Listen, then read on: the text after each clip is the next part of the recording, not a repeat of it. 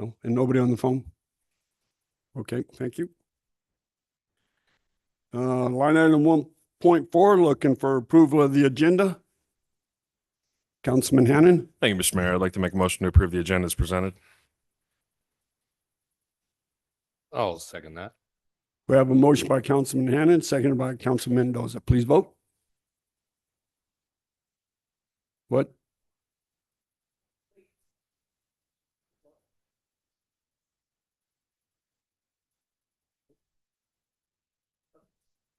Ward 1, how do you vote?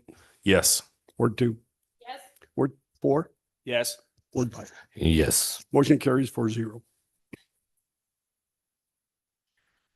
Now move on to line item 2.1, discussion and possible action regarding the fiscal year 2026, 2027 proposed initiative budget, including but not limited to all funds within the Water Enterprise Fund, Wastewater Enterprise Fund, General Fund, Special Revenue Fund, Capital Improvement Program, rates, all city departments, the budget process, timelines, goals, and existing budget, debit, staffing, including but not limited to reorganization, reclassification, employee position contracts, new positions, and other matters related thereto. Presenting this will be our City Treasurer, Finance Director, Robert Carson. Thank you, Mr. Mayor, and good evening, members of council. I'm Robert Carson, City Treasurer for the record. On behalf of Mayor McIntyre, I'm happy to be here to present this tentative budget to you all. I hope it's a very good, productive conversation with all of us. There's a lot to discuss tonight, so I'm going to get through it as quick as possible, but I don't want to rush you either. So ask all the questions you want, have any of the conversations. At certain points during this presentation, we're going to stop as well and let the public have input as well, because it is their tax dollars and we feel like they should have a view or a voice in where we're going as a city. So we'll take a few pauses and let the public come up and have comments if they want to do that too. So this is what our agenda looks like tonight. I want to take a step back and just kind of go through what the expectation of a tentative budget is. And then we'll go through current year trends for the general fund and the enterprise fund and where we kind of estimate we're going to be at this point. And then we have a proposed reorganization within the city. So that should be a pretty good conversation going on with that one. And then we have proposed one-time expenditures that we've already kind of gone through last week at the planning session. And then we'll get into the tentative budget for the general fund, the special revenue funds, and the enterprise funds. And then at the end, I'd be happy to stick around as long as you want and answer any questions.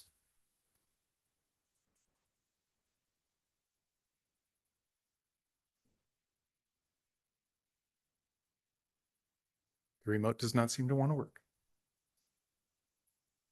Yeah, it's on.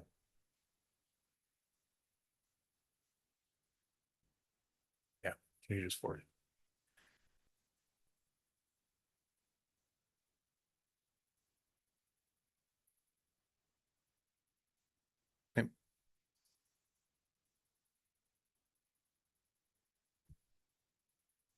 All right, so what is a tentative budget and why do we do it? So aside from the requirements by the NRS that we have this in by April 15th, there's a few other things that I wanted to touch on. So this really serves as a plan for the road ahead. This tentative budget was created by the mayor and me in collaboration with the department heads and reflects what has been identified as the needs for the upcoming year. So this is our very first attempt to identify what we as a city staff want to accomplish next year. And now is the time where you give your input, the public gives their input, and then we shape it into the final budget, which gets approved, and that's what we have to spend next year. Transparency. We want everything to be up front and out in the open, okay, with the council members and the public. So we as a staff, we're not trying to hide anything. We're not trying to keep anything. This is all out in the open, and that's why we value your input as well as the citizens out there. Public input, we value the public's input as this is their tax dollars and we're providing services that impact them. I want this discussion to be different from the last few years, and I want it to be a robust conversation where ideas are exchanged and we get to a very good final budget. So please stop me, ask questions, flag me down, whatever you need to do, and we'll just keep going with the conversation. And then review and revision. So this budget will be submitted to the state, so there's no action needed to be taken by you all tonight. We're going to present this as our initial budget. And then from there, we'll take the ideas that are discussed tonight further down the road as well. And then our final budget, that's what will get voted on and approved by you in May, and that gets submitted to the state. So general fund trends. So this will present the general fund revenues and expenditures for the past 4 fiscal years and the estimated totals for the current fiscal year. So these totals on estimates are built on numbers that we have through pretty much the middle of March. They will change as we go through and get to the final budget, and we get better estimates on where we're going to end up for the year.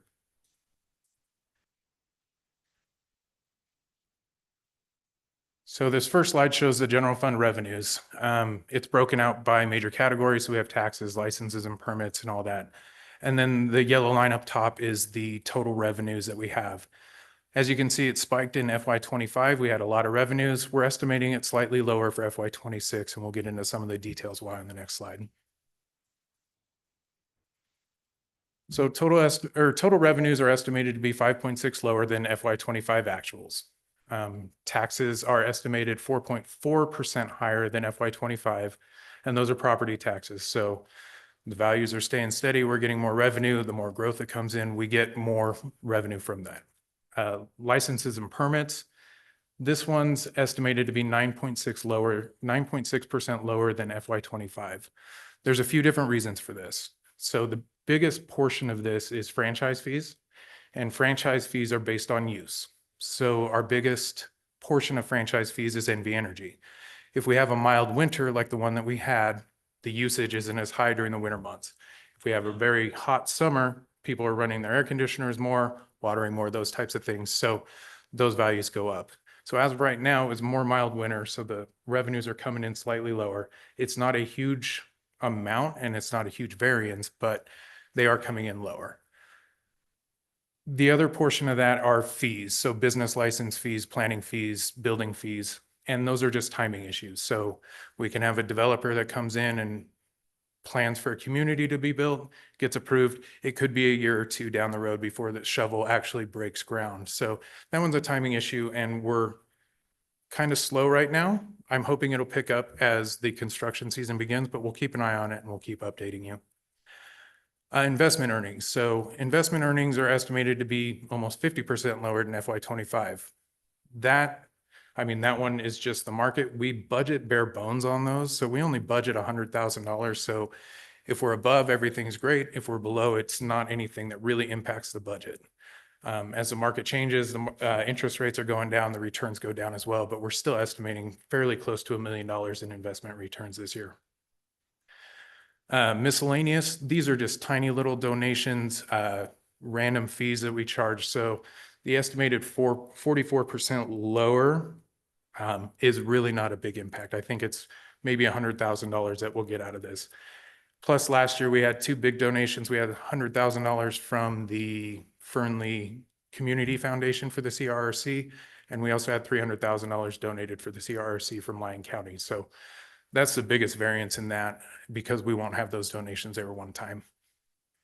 And then indirect revenues, those are estimated to be 63% higher than FY25. And those are based on actual expenses that are made out of certain funds. So we provide services to the Water and Sewer Enterprise Fund, and they reimburse us for that at the end of the year. Again, that's based on certain services that we provide, AP, payroll, HR services, those types of things, and those get calculated at the end of the year. Any questions on where we're at revenue-wise? Perfect.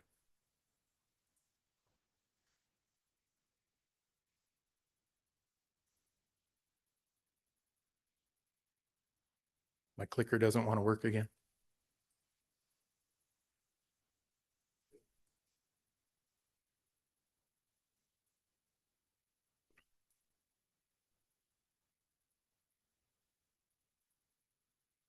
Perfect. All right, so general fund expenditures.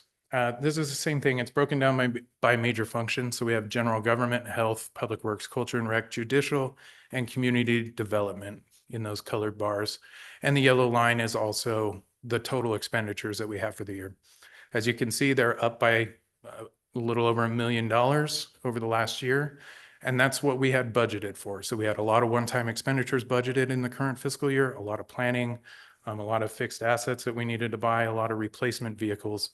So that's why that one's up. It's not up as high as we had budgeted, but it is up. Next slide, please.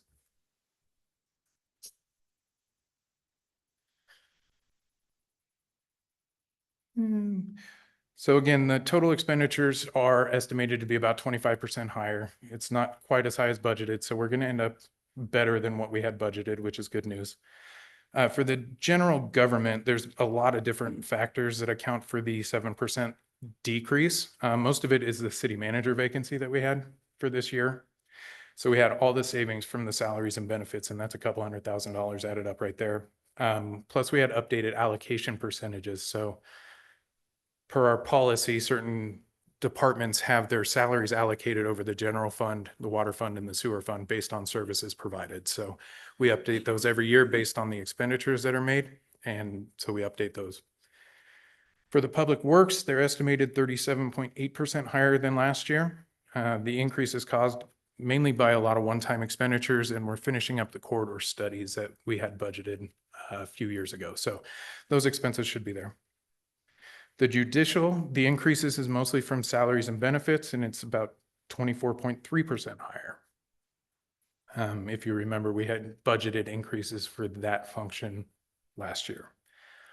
Health, which includes animal control, vector control, and the cemetery, those are estimated 97% higher. There's not a lot of employees in either of those departments.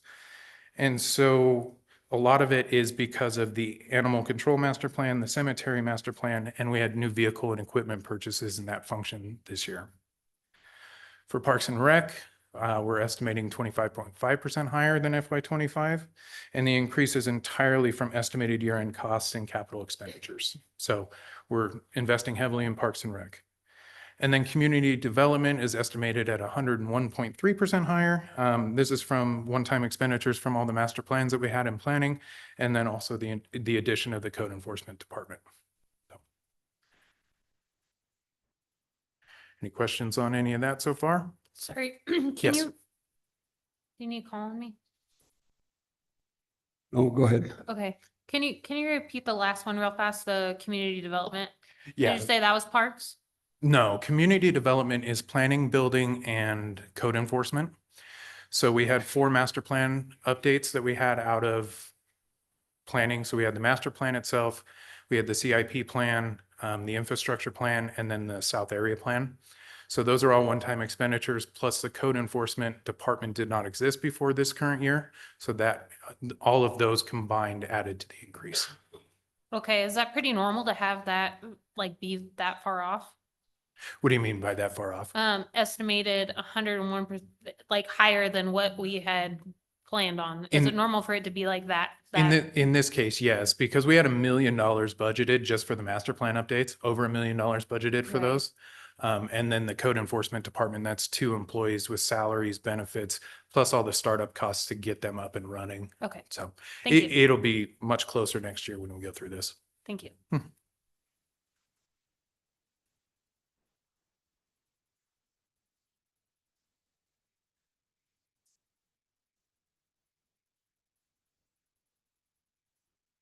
All right, and then sorry. One button too many. And then this is general fund expenditures broken down in a different way. So this is by major categories. So we have salaries, benefits, services and supplies, and capital outlay. Again, the total expense line is in yellow up there, and you'll see the increase that is the same as the other one.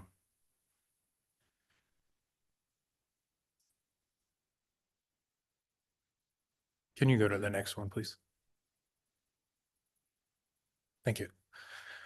So again, it's 25%, it's estimated at 25% higher than the previous year. Salaries are estimated to be 7.8% higher than FY25 actuals.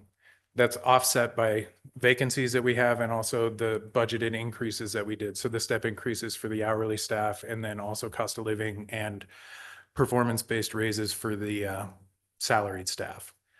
Benefits are estimated at 22.3% higher than FY25, and a lot of that has to do with the increase in the PERS amount that we had to absorb that was dictated by the state, and then also increases to the medical and dental and vision insurances that we have. Services and supplies are estimated 37.4% higher. And again, we had budgeted a massive increase for one-time expenditures in the current year to update all of these things. So that's what it is, combined with normal increases in the cost of providing services. And then lastly, capital outlay is estimated 42% higher. And again, those are the one-time expenditures to replace the fleet vehicles that were out of date and also purchase new equipment so we can better provide the services that we have. All right, so that one wraps up the general fund. If we don't have any questions before we move on. Seeing none. Great. Next slide, please. Perfect. So the Water Enterprise Fund. So this one, these are very preliminary estimates. As you know, as the weather gets warmer, people start using more water. So these ones are going to change. The top line up there is the total cash and investments. The middle line is total revenue, and then the bottom orange line is total expenditures. If you look at the total cash and investment, there's a decrease of just a little over $4 million. A lot of that is attributed to us not charging the ancillary fee this year. So that was a decision made to provide rate users a break so they don't see it on their property tax bill. We only did the scheduled 3% increase in water rates. And so the result is we're going to have a little less cash, but the investments are performing really well. So it's keeping it where it needs to be.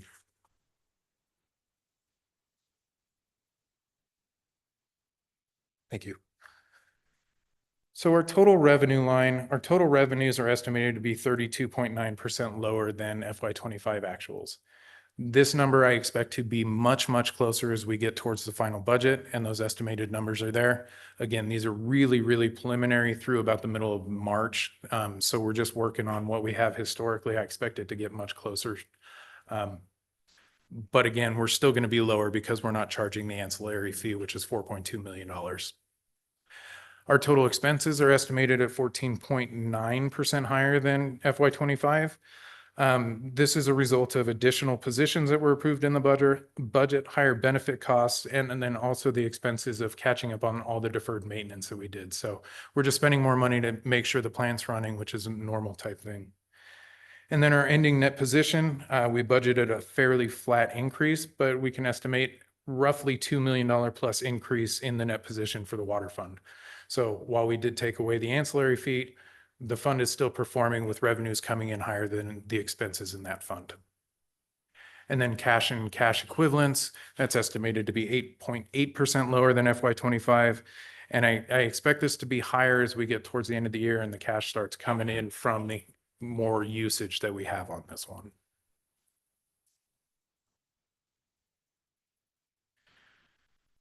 All right, that one was fairly quick. Any questions on the water fund?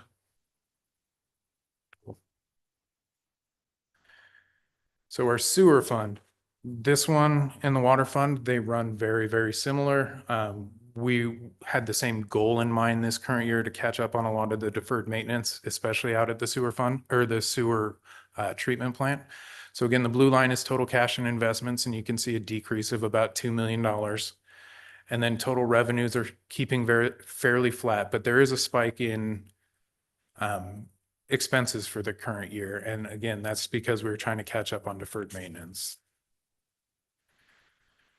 So the total revenues, the service fees and connection fees, we're expecting to come in higher than we have on the estimates, but it's still 5.5% lower at this moment. The investment revenues are down, just like the general fund and the water fund, but they're still coming in fairly healthy.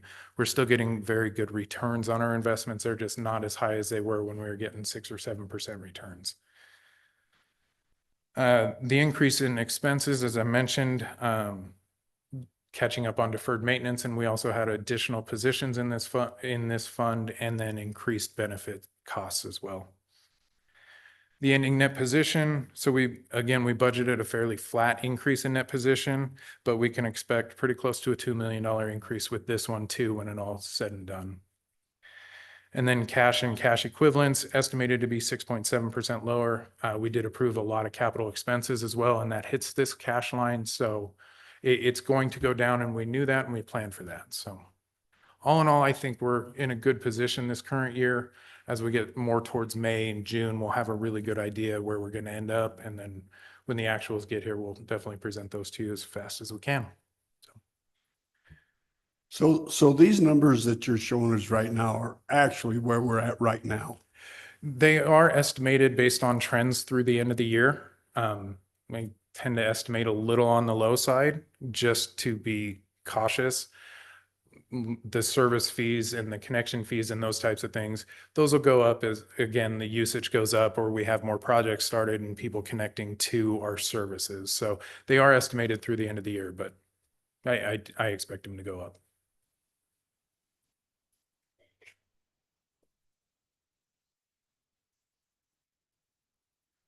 All right. There's nothing else. That wraps up our current year discussion. So now we're going to move on to our proposed reorganization for the city. And this part has some legalese in it, so I'm going to invite our city attorney up to kind of walk us through this slide and give us the legal reasons behind why this is being proposed. Aaron Morrison, City Attorney. I think you guys have heard this spiel from me before. But as you guys know, in American government, there are three branches of government. There's the executive, there's the legislative, and there's the judicial. In the city of Fernley, well, in every city in Nevada, there's two ways to break that up. The first one is other cities, often called charter cities, under NRS 268. How they work is that the mayor and all of city council are the legislative branch, and then usually they have a charter that makes the city manager the head of their executive department. Then you have the judge, who is the head of the judicial department. In NRS 266 cities, like the city of Fernley, the mayor is not part of the legislative branch at all. He's actually separate and the head of the executive branch. He's the chief executive and controls everything on the executive side. And then the legislative branch is the city council, and then the judge is the head of the judicial branch. For a long time, we've kind of blended the two at the edges here in the city of Fernley. While we're a 266 city where the mayor has the obligations of the chief executive, all of those different powers were often used by a city manager who was hired to basically do all the things that the mayor is supposed to be doing. And so if you look at NRS 266, you do a Control F search, you're not going to find the word city manager anywhere inside of NRS 266. And so while you can still have a city manager, of course, you as a council can create any positions you want. That position has always had some tension between the legislative branch and the executive branch because it exercised all of the mayor's powers while also being to some extent subject to city council. Getting rid of that city manager position kind of eliminates that same tension. It puts back the obligations of the mayor as the chief executive, puts all the obligations back in the mayor's hands. And then it makes also clear what the city council's positions are. And there's not that position that's trying to stride both sides of the line. I don't know how much more you want me to go into that, but that's kind of the legal basis for why it makes more sense to get rid of the city manager position at NRS 266 city. Are there any questions on that? Perfect. If you have any questions, I'll still be here and I'll turn it back over. Thank you, Aaron. So with that explanation, here's what's being proposed tonight with this. So it would create a few new departments. The first new department would be how we budget currently is the mayor and the city manager or the city council are all budgeted together. So we would split those two apart. So the mayor would become its own department, the office of the mayor, and it would contain the mayor and the mayor's executive assistant, salaries, benefits, and their operating cost. And then council would be its own standalone budget department that would contain your salaries and benefits, as well as operating costs, training, travel, and a few other things that we'll discuss as we get into the FY27 budget because we have a few changes there. What's also being proposed tonight is to create a new utility admin and utility billing departments for budgeting purposes outside of this organization. So what's happened in the past is we've taken the salaries of the utility billing department and then all of the admin staff and just kind of parsed it out between the water treatment, the water distribution and the wastewater treatment functions. And so it leads to skewed costs of what it actually takes to operate those plants and those functions. So we want to create these two new ones, split them out between the water and sewer fund, and then we can get to more accurate admin costs, water treatment costs, water distribution costs, wastewater, all of that. So it's just more clear way to get to the numbers, so we're not muddying the waters with things that don't directly relate to certain functions. The other thing that we would do with this is we would be able to have a Parks and Rec staff that would be dedicated solely to the operations and the maintenance of parks. So currently we have 6 staff who are split between facilities and parks, and it's based on a percentage. So these 6 employees work in the facilities when needed and in the parks when needed. What this proposal would do would be to take those 6 employees and split them out and probably have 4 employees. I think that's what I have in there, is 4 employees dedicated to parks all year round. So they would do maintenance on the parks as needed. They'd come up with plans to service the parks and make sure they're in good working condition. And that would leave 2 people plus a foreman for the facilities department, because not as much work, they can keep doing it, and they would service all the facilities. So it would create that dedicated park staff, which would be great considering all the feedback that we've gotten recently, and something that I think would be helpful. On top of that, this would create new leadership positions. So as Aaron mentioned, it would eliminate the city manager and that department. It would also eliminate the deputy city manager. And those 2 positions would be replaced by a chief operations officer and a chief development officer. And we'll go through a proposed org chart here in just a second so you can see how it'll look. From a cost standpoint, this would result in savings from anywhere from $50,000 to $150,000, depending on the salaries coming in for a new city manager and the benefits. So there's cost savings associated with it. It would also allow for more specialized and localized supervision of certain departments. So whereas a city manager is expected to know all these different functions and oversee 7 or 8 different departments, it would split these out and they would be equally distributed to areas of expertise, and would lead to more cohesion and better direction for these departments. In addition to the elimination and creation of those 2 new positions, we are also asking that there be an animal control officer 1 position added, a public information officer, which we had talked about, an HR technician, and an on-call municipal court clerk. So 3 of those you heard last week during our budget planning meeting, and then the public information officer we've had other conversations about previously, but wanted to include that in this budget so we could have that conversation if wanted. Are there any questions on what we have so far? Or do you want to go to the org chart so you can see what it looks like? Councilwoman Zaborski and then Councilman Mendoza. I was trying to wait just so that you didn't answer my questions if I was just quiet and you kept going. But as far as the new leadership positions and legally, like how it works, would the city council have any control as far as who's appointed to those chief officer positions? Who evaluates them? Does city council have final say? Is it the may or shall thing that we went through with the city manager? It would be more like what we had with the city manager, just because the mayor as the executive would be in charge of hiring, firing type things. But the conversation has been that the mayor would solicit information and feedback from you all, and there would be more, there would be more reports to you from these 2 new positions, so you could see where the growth is and coach and have input on it. And the mayor would take all that into account. But technically speaking, it would be to the mayor's purview. Okay, because city council did interview city managers. So would city council also be interviewing the chief officers or not at all? I don't think we've gotten that far down the road, to be totally honest. I think we wanted your buy-in on this proposal, and then the rest of the details on who, how, when, those types of things, we would work out as soon as we had the go ahead to move forward. So if you guys agree to this tonight in principle, we will start working on the job descriptions, how everything maps out, the policies, what you're going to be included on, how the mayor's going to work with you, how it's going to flow through everything. I don't think all those details have been worked out just yet. Okay. I would feel better about saying I'm on board if I have all of those details, right? Again, this won't be done in a vacuum. That's why we're having this conversation tonight in an open meeting. The mayor will solicit your information and your input and talk to you about this. It's not like we're just going to come to it and come to a decision and then present it to you. It will be done in coordination with you all. So everything's above board. Okay. I think that's all the questions I have so far. Councilman Mendoza? Yes, thank you, Mayor. Just to kind of follow up with Councilwoman Zabriskie.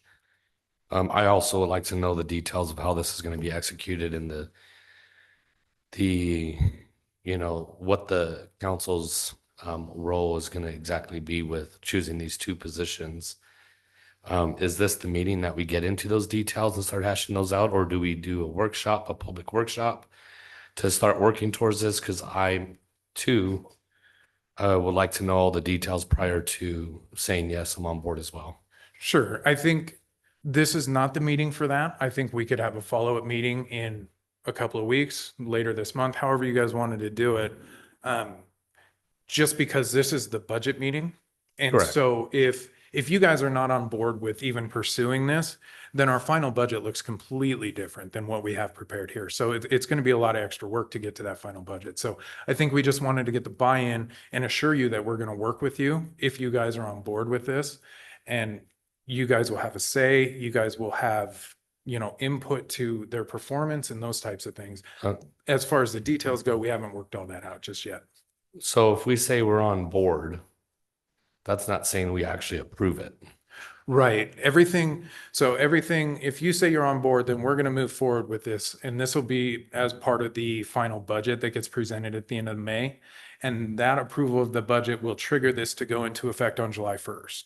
So before May, when we actually approve the reorganization, we would have all the details worked out. Yes, sir. Okay. Yes, and I will make sure that I meet with each council person and discuss both the positions Awesome. with council. I am on board with continuing conversations before approval, just for the record. Yeah. The other question I have is, as far as the PIO position, I was under the impression during a senior staff meeting that we wanted to see the grants coordinator kind of play that role as PIO as well. Where did this new PIO position birth from? So internal conversations with our grant administrator starting this past week. The grant administrator job, especially for the foreseeable future, is going to be a full-time position. They're going to be working with all of the senior staff, identifying priorities, scouring every nook and cranny, trying to find grants that we can apply for and try and get. And then there's the management of the grants that goes on with it. So on top of having to update all the policies and procedures that we have for the grants program and create new ones so we can make sure that we're in compliance with all the grants that we're doing. So that really is a full-time job. Now, a couple of years down the road, I don't know, after we get the wastewater treatment plant built and we're done chasing those grants and the surface water and chasing those grants and any equipment grants or parks grants or anything like that, it may turn into something like that. But for the foreseeable future, I can't see them having the time to be able to perform that function. So that's why it was being proposed here, because we had talked about it and just to kind of get a feeling for it. So, hey, where the temperature is on that position. Yeah, I think for myself, and I'm only speaking for myself, I'd like to see our efficiency study come back. Because if there's somebody that isn't, loaded down with 40 hours of work, I mean, maybe this is a good area of responsibility to assign to staff that's already here. That's just my opinion. A PIO is gathering information and doing Facebook posts. And the city really isn't responding to any crazy emergencies, maybe a water leak or something like that we got to get them on board. But maybe there is, but I don't see 40 hours of work for a single PIO. Maybe there is, maybe there isn't. Maybe I'm missing something. But I would also like to see an efficiency study before we pull the trigger on that, since we did have one person doing both at one time. They were doing both, and I will tell you that when you're trying to do both, one always suffers, right? So you can't dedicate the time there needs to be to writing grants and finding grants if you're doing the public information portion of it and attending the meetings and doing the community outreach type thing. So while I agree it may not be 40 hours at the moment, we can put a pin in this and reevaluate later as the grant administrator gets more settled. If that's the desire, like I said, I just wanted to have this conversation tonight, and that's why this is even up there. Yeah, if I was directing you, I would say let's hold off and get our efficiency study and go from there. Understood. Councilman Hannan, and then Councilman Torres, and then Councilwoman Zaberski. Wow. Thank you, Mr. Mayor. Looks like we hit a nerve here. A lot of I questions. figured it would. That's good. I love that. My question is directed to legal counsel. So the two new positions, similarly to the city manager position by which the mayor appoints the individual and is confirmed, he or she is confirmed by council. Can these two new positions be set up in that same sort of context? Aaron Morton, city attorney. I mean, that's obviously the conversation to be had. I would personally recommend against it. I think that these need to be executive branch functions selected by the mayor. I do think it's very appropriate that council has the ability every year to put in evaluations, that those evaluations are public in regards to these two individuals. Additionally, in regards to these two positions, council, of course, has the power to fund and defund these positions, just like any of the other statutory positions. But at least from my perspective, I think it would be preferable to make sure that it's clear that these are executive branch functions selected by the executive branch. Okay, thank you. But if you wanted to make it so that they had to be appointed by council, you could. I just think that continues to muddy the waters in the division of executive and legislative. Okay, I'll talk to you more about it later. Thank you. Councilman Torres? So I'm on board with the idea of basically, I'm just going to call them two chiefs of staff and kind of splitting up that span of control, a little more direct supervision, a little bit less under one person, or right now we have the deputy city manager who is wearing many hats as well. Now, during the conversations, I thought that we were on board, and I know that's in a further step to continue to have in there with the evaluation process as shall include councils. So we had it shall be for years since we became a city, and it worked out pretty well. And I'm not for either the legislative branch stepping on the executive toes or vice versa. But I do feel that, and I'm saying this just to make sure it's on the record and the reasoning.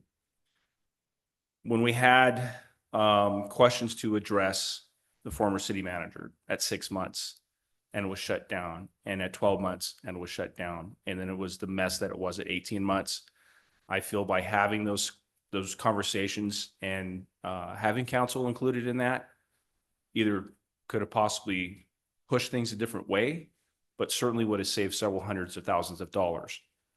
So that's why I just think it's a good idea to continue to have the wording shall instead of may. Like I said, that's down the road, but I think it's important that we keep that, and without stepping on the executive level of the branch or anybody else. Sure. We've had internal conversations as we were working to present this, and I don't think the intent was to cut out the shall part, especially on the evals. And I mean, there's been ideas thrown around from having these two new positions give monthly reports at council meetings, quarterly reports, doing a 3-month, 6-month, 12-month evaluation. I mean, lots of different input, so we can kind of avoid the mistakes of the past that we had. And so you guys have input too, because these are senior staff and they're making very important decisions that affect everybody. So we've had those internal conversations. And again, after, if you guys are on board, we'll pursue this and we'll have even more conversations so we can get all the fine details hashed out before any of this takes place in July. Okay. And I'm sorry, go ahead. Aaron Morton, city attorney. I was going to say that language that's similar to what's used for like the city attorney, which is a city attorney shall be subject to an evaluation process every year at a minimum, and the council, and then having as the council shall review the employee or may review the employee's file, and then the mayor shall include council's evaluations in their evaluation process. We could also include a line in there that says that council evaluations shall be public record and could be included in the minutes of council meetings. Okay, thank you. And then my second question, or I guess point would be, I know we talked about maybe having one person do the grants and as well as the PIO. I do think, I think in the beginning, the grants administrator is going to have their hands full, especially with all the projects that we're trying to get through. As a suggestion or an idea, maybe looking at an outside vendor to do that, instead of hiring somebody and paying them retirement bennies as well as a cost savings. And there's a lot of PR firms out there that would love our business. Yeah, we can definitely explore all options and kind of put this one on hold for now. And we'll have further conversations and go from there. All right, thank you. Thank you. I just wanted to let council know that if this goes through, this new org chart, I do plan on first time putting people in these positions would be a 3-month, a 6-month, and then a year evaluation to get started. So, and I do like the idea of shall include council. I think that just makes it a little bit more clear on the person sitting in that seat on how council feels that they are doing their job. So I plan on getting that put in there as well. Councilwoman Zabriskie? Do you have like a general idea as far as the price difference in salaries from a city manager to chief of staff? So the city manager salary scale goes from 178 to 220, I believe. And if you remember, as we were going through the interviews for the last round of city managers, they're all pretty much demanding top dollar to come in. So you're looking at 200,000 plus benefits. So probably somewhere right around 280 to $300,000 a year for a city manager. These positions would probably fall in the range of about 140, 145 to start off with. And then the deputy city manager, their pay scale starts off at 136, I believe. So that's where I came up with, it depends on benefits chosen and where we bring somebody in. That's why I came up with $50,000 to $150,000. On the low end, we'd save $50,000 a year. On the high end, we'd save $150,000 a year. You want to split it right in the middle, right around $100,000 in savings. Okay. So it could even out realistically if they were at the top of their wage. Right. And then the deputy city manager position becomes mayor assistant, or did I read that right on the org No, chart? both, Oh. both the city manager and the deputy city manager positions would be discontinued under this plan. And then they would both be replaced, and those duties of the city manager's office would be split between these two positions. Okay. I have a lot of questions about that, but I'm just gonna hold it in for right now. I want to talk about what Joe said as far as the grant writer and the public information. I think originally I felt like our grant writer should be able to do both, only because of the having somebody in that previous position. It seemed like they had excess time. But if we do have a grant writer that we're actually paying, I hope that they are looking for grants day in, day out. Every grant that we can get our hands on. Grant for new chairs, grants for carpet, grants everywhere. I agree. hope She's that hit the that's ground their- running, so. I hope that's their whole job, is just grants. And the public information officer, I think originally when I heard it, I was like, oh, we're doing make-believe jobs now, like I was really against it. And then I started thinking about how much work it takes, because all of us are technically public information officers, right? We're all the conduit, the middle in between city staff and our constituents. And so, but I know how much work it takes for public information. That's, I just hope that if we are hiring for that position and paying someone for that position, that's all social media, that's all news, that's all of our city groups, that's Rotary, that's Lions Club, that's everything that they can possibly get their hands into, so that they can relate with what's happening in the city to all of our groups. I hope that it's not just like a social, make sure that you update our reader board, or make sure that you post on social media, like very robust public information that's getting spread out there, because otherwise I'm unsure of the position, but if we are going in that direction, I hope that it's excessive as far as how much information they are putting out to the public. And that was the idea when it was brought forward, was the amount of information that we could get out that we just don't have the capacity to do because we don't have the staffing to do it. The outreach with all the nonprofits, the Chamber of Commerce, everybody, they would be highly involved in all of that, as well as doing press releases, social media as needed, all the other normal things that you think of with public information, but they would really be forward facing with a lot of those organizations, was the intent behind it. So. Right. We're also looking at the quarterly newsletter that we have out so the public is informed more. We're looking at doing that once a month on projects coming forward, projects we're working on. Monthly reports by all the departments would be, this person would handle those, making sure that council gets them. It gets out on our website so the public has it. So it's a pretty big job. Yeah, and maybe that job also entails attracting tourism, incentivizing builders to come here for infill development. Maybe there's, extra stuff outside of that to try and bring people in or bring businesses in that they also do. And if we were to go down this route and hire a public information officer, we'd get somebody that was experienced and had ideas on how to build this job, just because it's never been a defined position. And so they would have the capacity to grow this job as they see fit and reach out to everybody and work with community partners or work with our community development department to reach these new developers and get out there and work with EDON and those types of things. So that was the intent. If there's no appetite for it just yet, we can put a pin in it and see where we end up, and then we can revisit it later in the year or this time next year, however we want to go about it.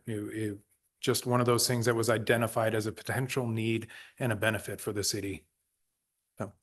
Okay, I think also I feel a little bit differently about all of the positions once I see the salaries next to them. Thank you. That's fair. Right. If there's no more questions, I just want to jump in with one more thing, because I forgot one of the positions that we're requesting with this reorg. So with the dedicated park staff that we'd have a Parks and Rec superintendent. We talked about potentially doing a Parks and Work director. We're not sure we're quite there yet. So the Parks and Rec superintendent, they would provide supervisory duties to the 4 dedicated parks maintenance staff, and they would help develop a plan with the new chief operations officer on how the maintenance is going to take place and make sure things are going so we don't have these deferred maintenance problems and we don't have large outputs to try and get our parks back up into a working order type thing. So I just wanted to throw that out there. If we're good, we'll move on to the next part. Sorry, last question. Yes, I'm sorry. you're fine. I know, I feel like I'm the one that keeps everyone here super long every year. I'm just out of curiosity, with all of these more like supervisor positions that we're hiring, I'm curious if those positions are capable of creating the plans for their own departments, or if that's a completely different degree outside of their scope. Like, should our Parks and Rec superintendent be able to create the master plan for our parks or our cemetery without us going outside and paying for it? I don't have the expertise in any of those areas to answer that, but I'd welcome any of my coworkers here to chime in. Barry Williams, Public Works Director, for the record. I think it would be kind of a coordinated effort between the supervisory staff and in this case, in this scenario, would be the Chief Operating Officer coming up with a good program for the Parks and Recreation Department.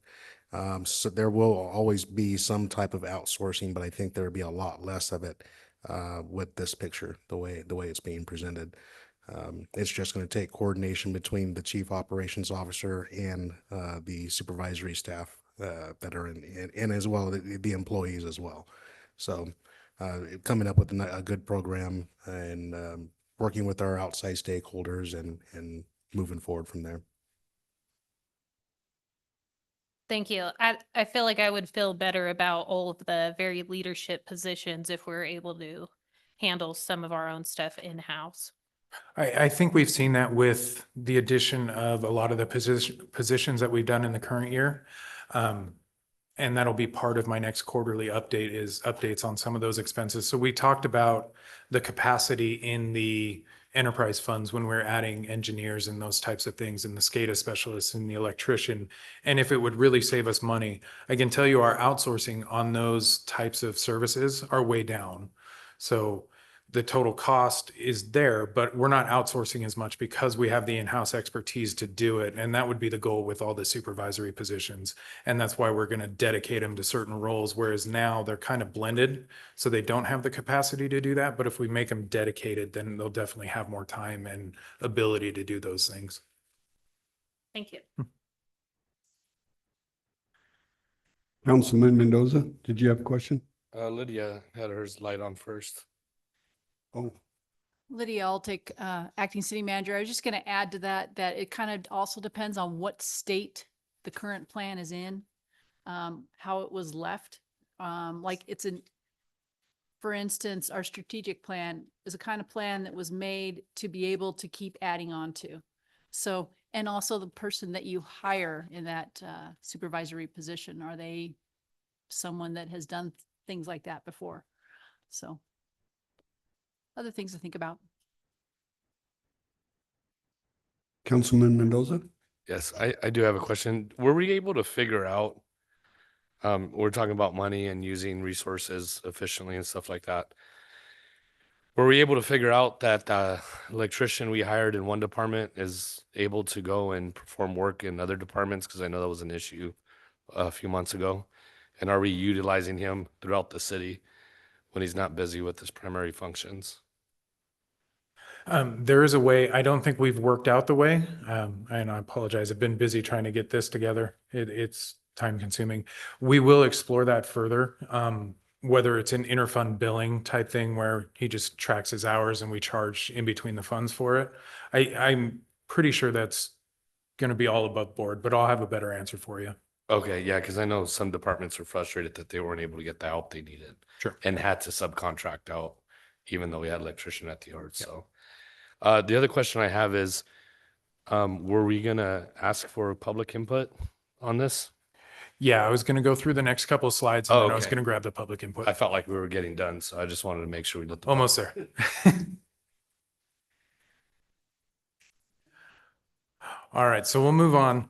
So up here we have the proposed org chart, and I apologize, it's a little small. It's kind of hard to fit all of this on one page. If we look over, I got this little fancy laser pointer here. So if we look over here to my right, your guys' left, we'll highlight some of the highlights here. So these areas, this is all the appointed positions. So the city treasurer, city clerk, the municipal judge, and the city attorney.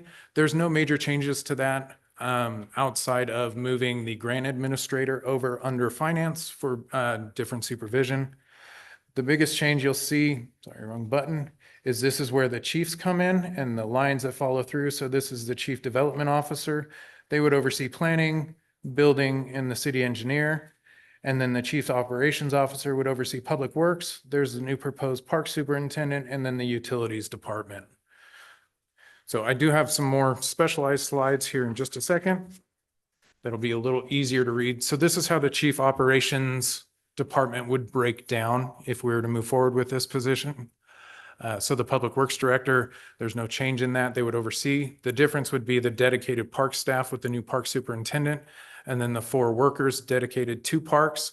And then we'd have 2 seasonal to help out during the summer if needed.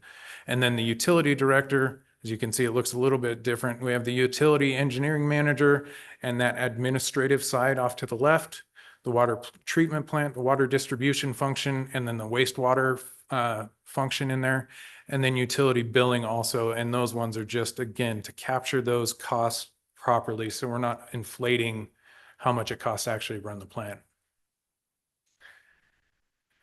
And then this is how the chief development officer would break down. We have the chief development officer and the development coordinator there, overseeing the planning director, the building official, and the city engineer. So just a little easier to see those two big changes. If I go back, so we have just a reorganization and summary, just to kind of recap what we're presenting. So it separates the duties previously assigned to one person with the deputy into two new chiefs. It allows for more focused leadership. Again, the leadership structure is estimated to save about $100,000, maybe a little less, maybe a little more. We'll average it out to $100,000. We have the dedicated staff for facilities and parks and rec, and then the utility departments that are there. The animal control, HR, and IT would report directly to the mayor as the chief executive. There would be some day-to-day options that we could explore on where they ask questions day-to-day, whether it be operations or somebody else. And then there are no changes outside of the grant administrator moving under the city treasurer to those appointed positions. So, Mr. Mayor, I think at this point, I think it would be a good idea to open it up to the public and see if they have any input they want to provide to this plan. Okay, do we have any public input on what we've gone over so far? If you would, please come up.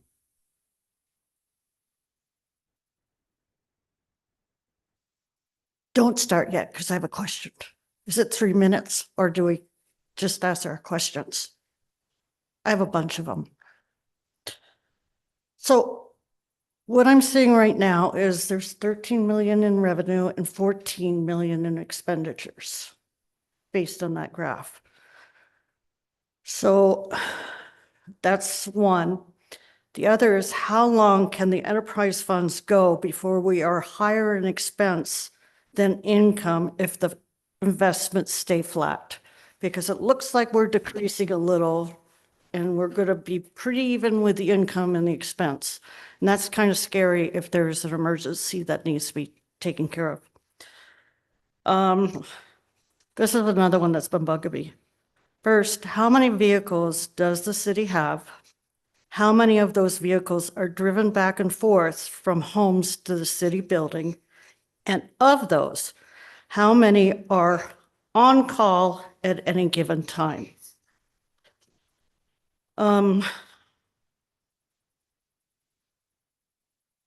Slide 16 states lower revenues and higher expenditures, but you're creating new positions and departments. Are those calculated in the numbers, the budget numbers already? Along with that 2% cost of living. So is that in the 100,000 that you're taken already out of the 100,000 that you're expecting to save? And then is that taken into consideration the PERS and the healthcare? I noticed I did hear you say what people take as benefits. And then this is a big one right now. Why are we paying for AC right now in the city council chambers when it's winter? And then back to the other, is the acting city manager's salary tied to the future figures for the new positions? Is that all put in? Thank you. I'll have more questions then. Okay, so I'm going to do my best to answer all of your questions, and if I miss something, just holler at me. You got 29 seconds. Okay, so for our current budget. 28 seconds, yeah. No, I'm just kidding. So for our current year estimates, so for our FY26 budget, we had $13.2 million in revenue budgeted, but we had $17 million in expenses budgeted. So we budgeted a $4.6 million deficit for this year, and it was all in one-time expenses, almost all in one-time expenses. And that was because we had these plan updates that were approved and also the capital outlays that were approved. So replacement of vehicles, all the upgrades to facilities, those types of things. So we did budget for that. So what we budgeted was 4.6. My best estimate right now, and it'll change, is that we're going to end up $1 million to $1.5 million deficit. So we're going to end up $3 million better. A lot of that is because we haven't spent everything on these plans that we've done. So we're going to carry some of that over, and we'll get into that when we get into the next section, which is the FY27 budget. So you kind of got ahead of me a little bit. We haven't gotten there yet. As far as the enterprise funds go, that's something that we're going to have to reevaluate as we go through.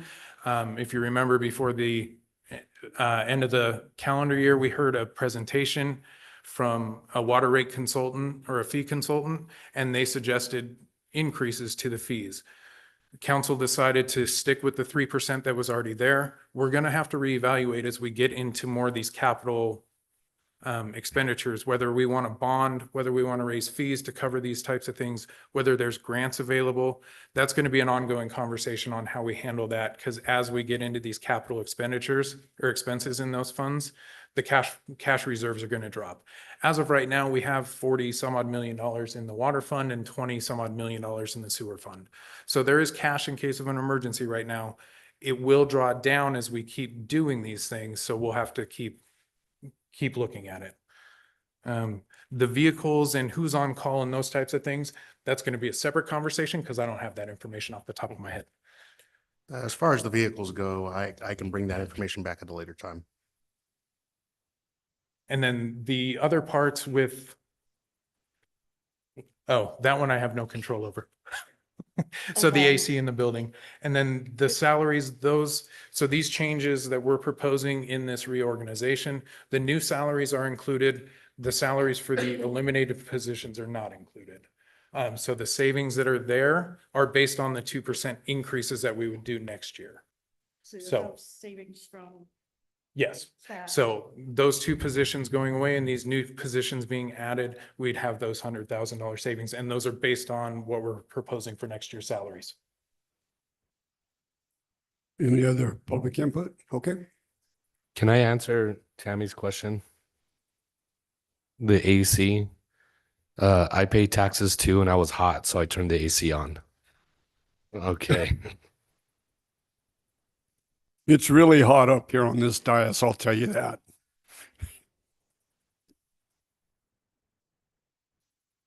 Hi, Elisa Rhino for the record. I am wondering if the chief positions, if you guys are going to pay a recruiter to search for those, or if it's taken into consideration to possibly promote from within, or if those are going to be different qualifications that our current staff doesn't have. That has yet been decided, not decided yet. Okay. Either one of those questions? The recruiter question and the promoting within, both of those haven't been decided? There's a good chance that people in office could be moved into those positions if that was your question. Okay. But like I said, that hasn't been decided yet. I haven't sat down with council and talked to them about the positions yet. It's kind of getting the cart ahead of the horse, sort of say. So if this passes, then we'll sit down and talk about those positions. Okay.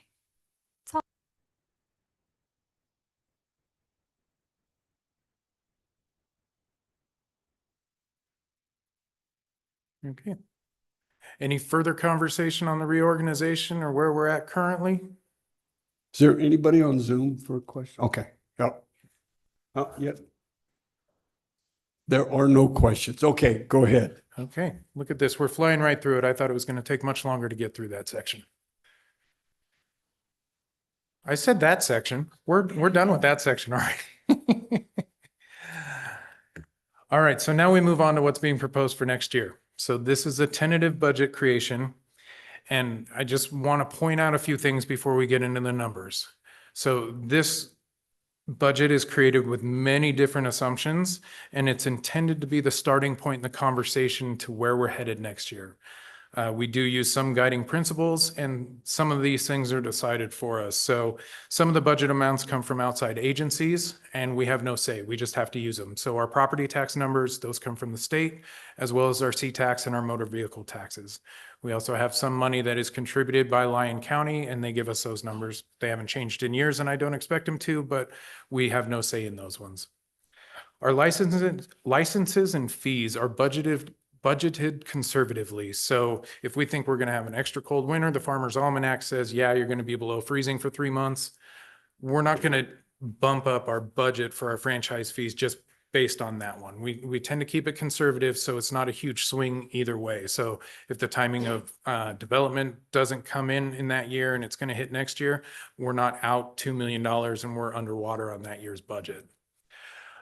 We have budgeted a 2% cost of living increase for salaries to the salary scale for our hourly staff. The health insurance numbers, as you know, health insurance is constantly increasing. We are currently in kind of a gray area where we're out to market with our health insurance contract. So what's been built in here is a 15% increase in health insurance. It may come in higher, it may come in lower. We just have to wait and see what the market responds with. 15% seems good because if it comes in at, 7 or 8% increase or even a 5% increase, then those numbers go down and then our next year's budget looks much better. And then capital and one-time expenditures are intentionally budgeted a little bit elevated. So if we get estimates that a new vehicle is going to cost $50,000, we may budget 55 or 60 because you never know what the market's going to be when we actually go out to buy it. So those costs could increase. So we do artificially add some additional funds so we can make sure that we're budgeting conservatively and we're not going over budget with everything that we're doing. All right, so we're going to start with our general fund, and this is the main operating fund of the city. This accounts for everything that's not specifically required to be accounted for somewhere else. So all of our salaries are in there, parks, public works, development, planning, building, those types of functions. So here's what we have for our general fund revenue, and it's broken out. You guys were provided the detailed sheets. It was attached to the agenda, so everybody has a chance to look at line item by line item. Right now, we're just going to talk about the major functions and major categories that we have. So the first column is where we ended up last year. Those are our audited numbers. Then we have our current year budget and then our current year estimate that we've gone over, and then what's proposed for next year. So a few of the highlights in here of what we have coming in. So taxes, these come from the state. Again, that's our property tax. And then there's our residential construction tax, which comes in based on new residential dwellings that are built. But the majority of this number is property tax. As you can see, for our current year budget, we have just over $6 million budgeted. And then the tentative budget next year, and this will change with our final projected numbers from the state, but it's almost 6.6 million. So we have a pretty big increase of almost $600,000 planned for next year in those in the revenue source. Licenses and permits, we're going to decrease that amount. It's slightly decreased on our estimate. It may come in higher, it may come in a little lower. We'll just wait and see on the estimates. But we are going to lower our budgeted amount from our current year budget just on the chance that some of the development doesn't slow down with the current economic climate. We have a warmer winter, so the franchise fees aren't up as high. But again, we're still in a good position financially if those numbers come in just a little bit higher or a little bit lower. The intergovernmental, so these numbers come from the state and Lyon County. This is our C-tax and motor vehicle tax, and then the park and streets funds that we receive from Lyon County. Fines and forfeitures, those all come from our municipal court operations. As you can see, we budgeted $123,000 this year, and we're estimating it to be over $200,000. So we're going to bump up the budget next year to be $200,000, and anything above and beyond is great. Anything lower, it's not a huge hit, but we're still right on track. Investment earnings, like I said, those we budget just bare bones. So we expect the investment earnings to come in, but if something crazy happens, the market drops. We're in a very good position with how our investments are diversified. We have a very conservative approach, so we can weather those storms high and low. So when the market goes up, we don't see those crazy gains that some people do. We're not chasing the gains. We're really going for really steady revenue. So while we see an increase as the market goes up and things change, it's not as high as, your average stockbroker who's out there chasing those huge gains. On the converse side, if the market dumps, we're not subject to those bottom floors. We'll be able to weather those storms. So we've taken a really conservative approach to it. And so we should be there with the investment earnings. As you can see, it's estimated at $747,000 for this year. Could change, could go up, could go down, but we only budgeted $100,000. So we have extra funds to mess around with on this current year. The miscellaneous, again, those are. How much extra funds? At this point, it would be 600,000 more than what we budgeted for. Okay, thank you. Yep. And then the miscellaneous, like I said, these are donations and things like that. It's pretty small number. We do have donations that we expect to get. We have credit card fees that are just random revenues that we have. We had $97,000 budgeted last year. We knew that we were going to get some bigger donations for the CRRC. This year, we're lowering it to 63,000. And then indirect revenue, those are going up because we're planning on expending more than we did in the current year, and those are based on expenditures that we have in certain departments. So overall, we have an increase budgeted in our tentative budget for total operating revenue. It's an increase of about 350,000. So our operating revenue is $13.5 million. Now, if we add in the RTC reimbursable amount, and that's just a straight dollar for dollar reimbursement. So we have projects that are approved through RTC. Every dollar we spent gets reimbursed by the county for that. In the current year, we had $7.5 million budgeted for 2 projects. We had Cedar Street reconstruction and then also the industrial area reconstruction. We don't expect that there's going to be a whole lot expended before the end of the current fiscal year. They should start with construction soon, and then that'll carry over into next year. So that's why the $7.5 million is budgeted, but our estimated actuals are only 1.8, and that'll change as we go through. But the remaining funds we have to carry over to next year so we can actually expend those funds. So overall, our total revenue increased $3 million or so, up to $23 million with the inclusion of that $10 million in RTC funds.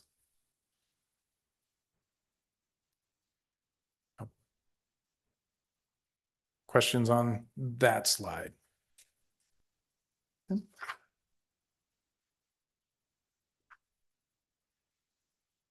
So the next section is our general fund by department.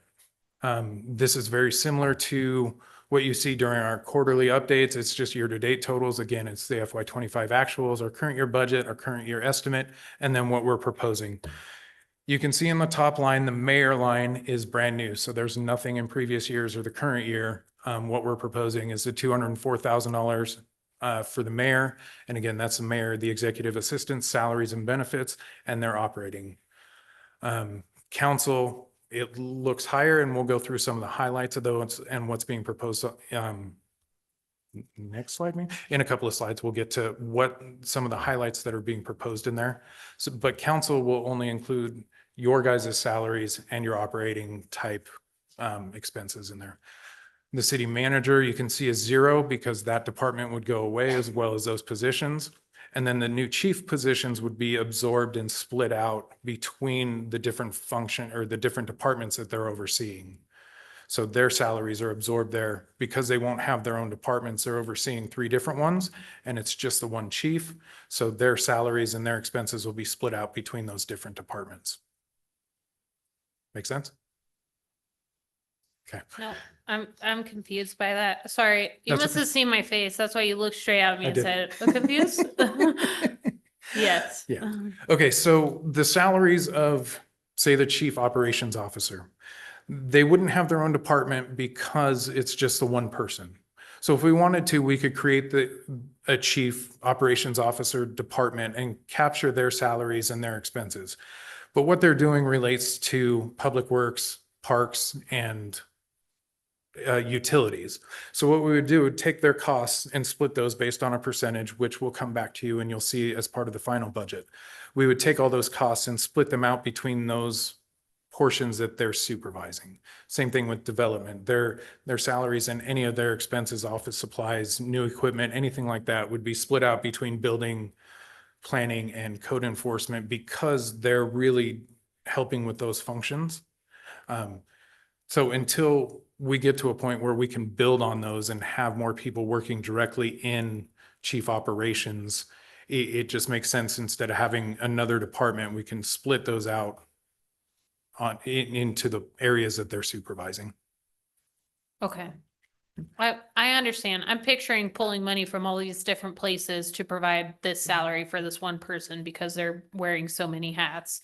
But then when we're talking about the government branches, I picture them also just in the same line item as the mayor. If it's going to be mayor, assistant, chief of staff, chief of staff. So we'll take the city treasurer's salary, for example. We currently do that with the general fund and then the water fund and the sewer fund. So a portion of the city treasurer's salaries are allocated to the general fund, a portion to the water fund, and a portion to the sewer fund. So this would follow that same logic. And we currently do it. So we're not reinventing the wheel or anything with it. Okay, thank you. You're welcome. Some of the highlights that we saw last week in our strategic planning session. So a few of the one-time increases that you'll see. So the facilities increase is $1.1 million, and we have just about $1 million in capital expenses that were proposed for facilities.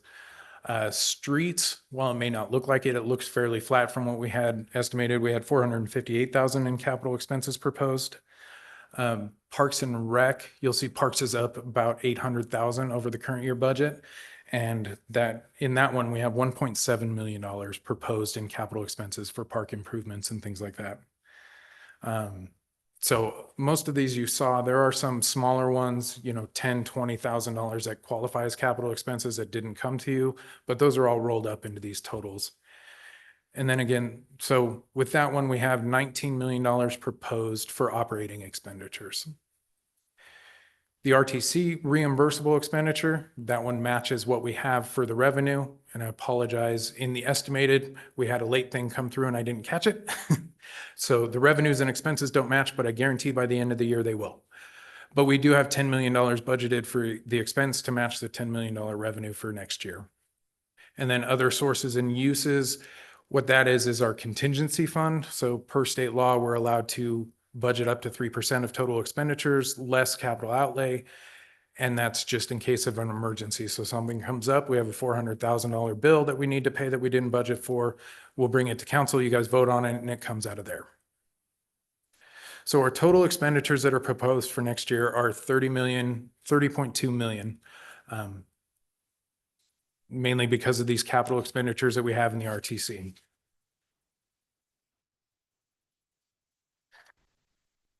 So our ending fund balance, this one, I know it may seem alarming as we have $13 million proposed for revenues and $19 million for expenditures. So if you look at the FY26 budget, we had a $4.6 million deficit proposed, and we're going to bring that fund balance down to just over $10 million. That was planned, that was agreed upon, that's what we approved last year, so we can try and spend this money. Well, our actual ending fund balance was $2.5 million, almost higher than what we had estimated. So we have 17 million instead of the 15 million. So what's being proposed in this tentative budget is $6.7 million deficit, bringing that ending fund balance down to $9.8 million, which is in line with where we were expecting last year. And a lot of this is carryover from the current year. So we have over $2 million estimated to be carried over for the plans that were there. Actually, all of that's plans. So $2 million is being carried over to complete these plans because we didn't get them completed in the first year.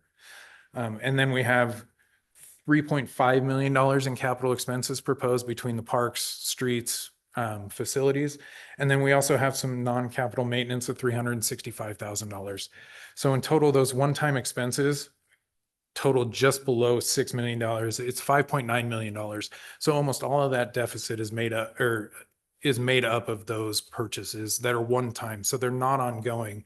So we're not going to see a $6 million deficit next year because we have salaries that are ballooning and we have to keep up with them.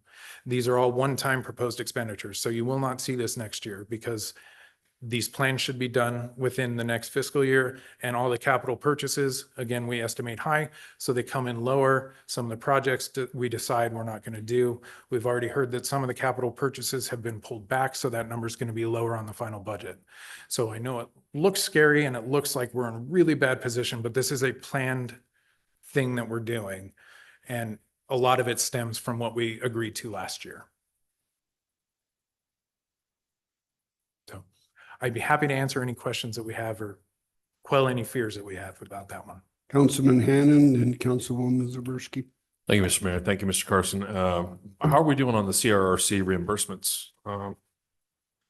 We had some stuff coming in and we were waiting for the final. I'm going to turn that over to Ms. Altick and she'll be able to give you an answer. All right, thank you. Lydia Altick, Acting City Manager. We are able to, I think yesterday, actually, we asked for the last reimbursement, which was $250,000 last bit of the CDBG funds. So we're done after that. We made it.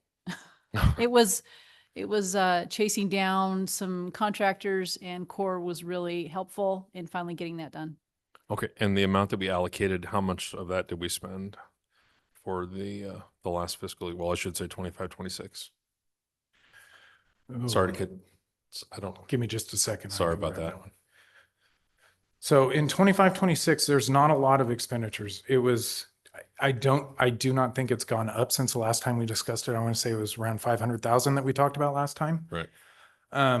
Yeah, just over 500,000, somewhere in there. What have we budgeted? We budgeted $1 million. $1 million. in the That's current what I year. thought. So Yeah. we're at 500, so about half. Yeah. Okay, thank you very much. And there may be, so the way it works is we still have one more payment to make, but it doesn't hit the expense line. It hits a liability line. So you actually won't see it on the financials unless the final invoice is slightly above what we have. And I think it might be by about $20,000. Don't hold me to that final number. So there may be a little bit more added, but that's it. Okay, thank you both. Councilwoman Zaberski? In my head, I was like, when did we plan for a deficit? That doesn't sound like responsible planning. But I guess we're just, the estimates are really hard for me. Any of the, oh, we estimate this, or we estimate that it might not be that hot this summer and our energy is going to go down, or some of those numbers are, I guess that's pretty regular. We've done it the same way every year, but some of them, it's just hard to run off of estimates. It is hard to run off of estimates, and it makes me nervous doing it. That's why I tend to estimate low on revenues and a little higher on expenditures. That way, if a worst case scenario comes up and something falls out, we've done our best to account for it. I don't want to come in and say, yeah, we're going to make, our next 3 franchise fees payments are going to be way above budget. And they may come in that way because it's been hot earlier. So people may have turned on their air conditioning. They may come in higher, but I want to budget lower just in case the numbers don't rebound to where they could.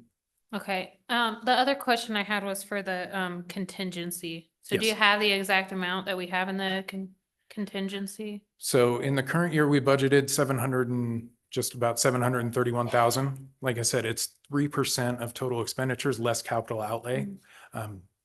So you can budget up to 3%. We don't have to budget that much. If you wanted to say, hey, this 881,000 is ridiculous, we've never used it, let's cut it down to 500,000.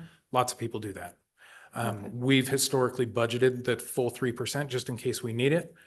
I haven't seen where we've utilized it yet, but it's nice to have it there for an emergency. So if something comes up, we have a huge insurance claim that we have to pay that we weren't prepared for, any of those things, we can take it out of those funds. Okay, thank you.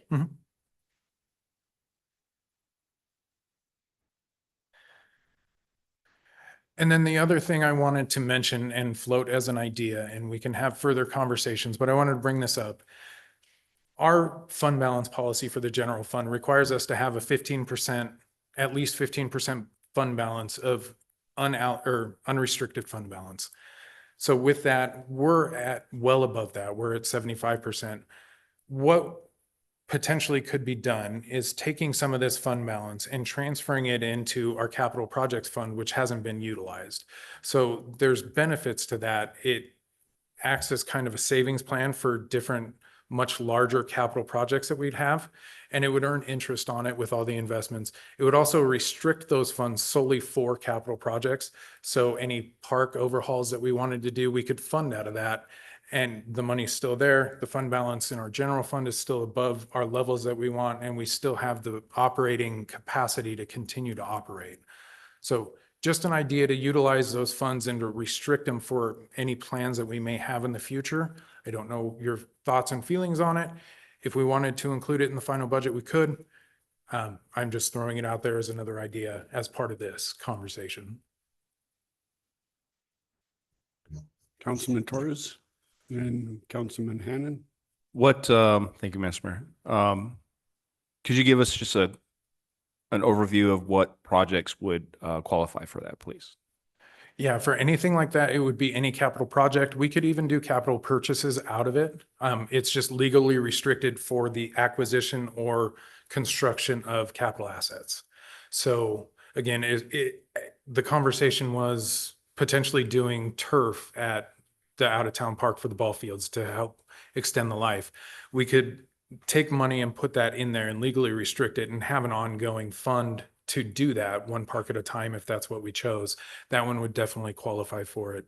The potential for new buildings or new parks, anything like that, we could use those funds for it. Like I said, just anything acquiring or constructing capital assets.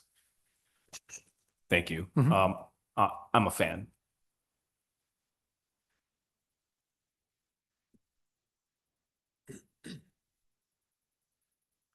Councilman Hannan, Thank you, and Mr. then Mayor. Councilman Mendoza. Thank you, Mr. Carson. So just so I'm clear, and this is what I'm envisioning, is that we have a budget and this contingency fund or this dedicated fund for future uses is essentially, we can say in the middle of our budget year, we haven't budgeted for this in our tentative budget, but we have money in this other account that we can use to do those projects. Is that what you're saying? No, we'd still have to budget for it every year. We could come back and do an augmented budget and we could throw in different things. So if we decided this park needs a major overhaul, it's going to cost us $600,000 to redo any portion of it. We can augment the budget and say, yeah, we're going to take these funds out of this project. What it would do is take some of these capital, much larger dollar projects out of the general fund and have it over here. So your expenses in the general fund would go down because you'd be funding them out of this other fund, basically. So if they were funded prematurely, so if it was a 5-year plan for, say, park improvement, and we were able to raise those funds in 4 years, we could do that then. We wouldn't have to wait the whole term. So there's no duration put on that, like a specific time. No, that would be something that would come back in this process of budgeting and say, we've identified these capital projects or these capital expenses that we want to take out of this fund. And that would be included in this budget that would be approved by you all. Okay, thank you.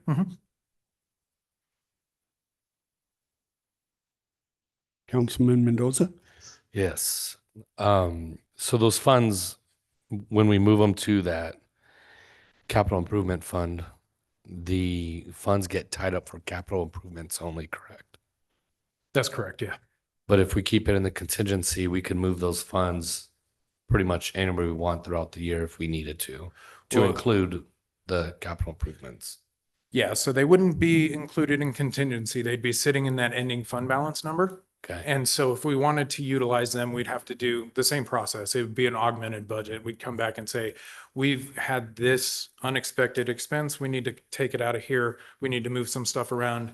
You would approve it. We'd send it to the state and they'd have to approve it as well. Okay. And is the fund that the end fund balance is in or the account, are those not high yielding interest accounts? We pool all our funds together. So what we'll do is we'll take all of our investment earnings at the end of the month, and then we allocate it based on the balance in each fund. So the general fund, water fund, sewer fund, capital projects, RTC or TLT fund, we'll take and get a percentage of the total balance of cash that we have, and then we allocate the investments out based on that. So we're still fiscally making money. Yes. Okay. Yeah. Wherever that money's at right Yeah, now. so if we moved the money, it would just increase the investment earnings to the capital projects fund.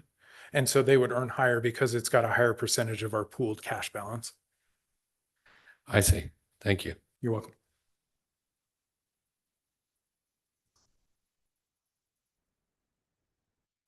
Okay. Can I ask for a break?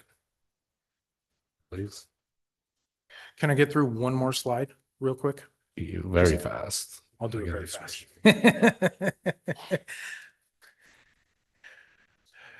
Sorry, just one other slide relating to the general fund. So this breaks out our expenses by function and category. So you can see our general government, public works, judicial, and then broken down by salaries, benefits. So it all equals the same thing. It's just a different way to look at it. So you can see our salaries are up. That's partly new positions, and it's partly our new allocation percentages. Benefits are up because benefits are going up. So, Mr. That- Carson, yes. culture and recreation is a new title. So can you just explain that to me a little bit? Culture and recreation is just the function that houses parks and recreation. Okay. So it's an accounting function that we have, and this is how we report it in the function, in our budget. So it's listed this way in our budget, and that's why it's presented this way. But Okay. all it is a Parks and Recs function. Why isn't it named Parks and Rec? You'd have to ask the powers that be. I didn't Okay. have any input on Just that one. Purely out of curiosity. Thank you. I think because it can house other functions if you have them. Museums, those types of things. We don't have any of those functions, so it just houses our Parks and Rec. Okay. So that's all I wanted. I wanted to show that one, and then So now we'll take a break. Ooh, that thing was loud.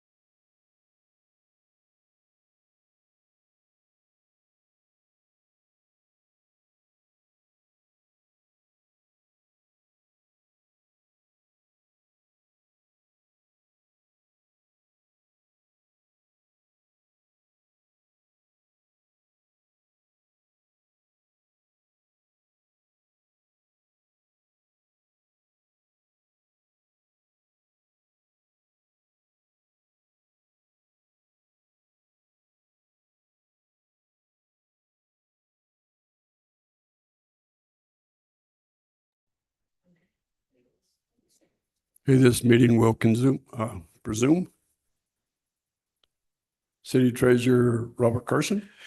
Thank you, Mr. Mayor. Robert Carson, City Treasurer for the record. I just want to pause on this slide for a minute because I know we kind of rushed through it and I want to make sure there's no questions with it. It's the same information that we went through with the departmental stuff. It's just organized in a different way. So if there are any questions, I'd be happy to answer them. If not, we can move on to some of the highlights per department in the general fund.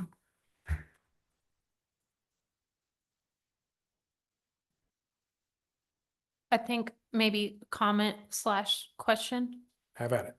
When we go out to shop for health insurance for our employees, is that HR? We actually have an insurance broker that handles it for us. So we contract with LP Insurance out of Reno, and they handle those market issues for us. Okay. So Tina Peterson? Tina? no, LP? Tina handles the property and casualty side. So our health insurance is done by Tim Holland, right? Yeah. And he's currently working on going out to market, and we should get results back anytime on any of the proposed estimates that we have for next year. Okay, I'm just curious when we do have those conversations, if I know that there's a lot of cities and businesses that look into different incentives for their employees so that they can decrease their health insurance, like different wellness programs, partnering with gyms, stuff like that, so that maybe we can bring that down a little bit without like violating any kind of HIPAA, but like offering employees like nutrition consulting or whatever that might help lower our insurance if we could. So those are things that have been discussed, and with our transition in leadership, some things got pushed back to the wayside. So for something like that, we would create more of an insurance committee and discuss those types of things, because those are wellness programs that help bring it down. There's also other programs that we're exploring, and you'll see when we bring back the contract for the new health insurance. There's different high deductible accounts where the city would save on the premiums because the deductibles go up, those types of things. But we will bring all those back when we get to that point. We're still just waiting to figure out which carrier we're going to have before Okay. we get there. Thank you.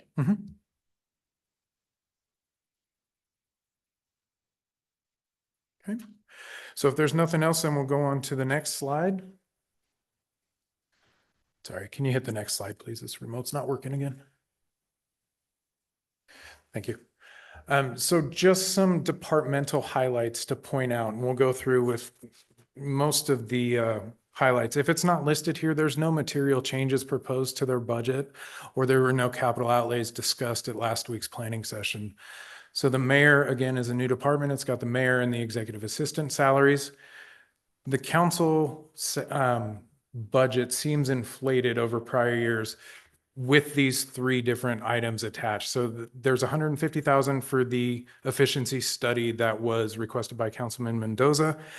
We're not sure what that's going to cost. That could be really high. It could come in at $75,000. It could come in at 100. We just haven't gotten to that point. So I wanted to make sure there was enough money to cover the cost.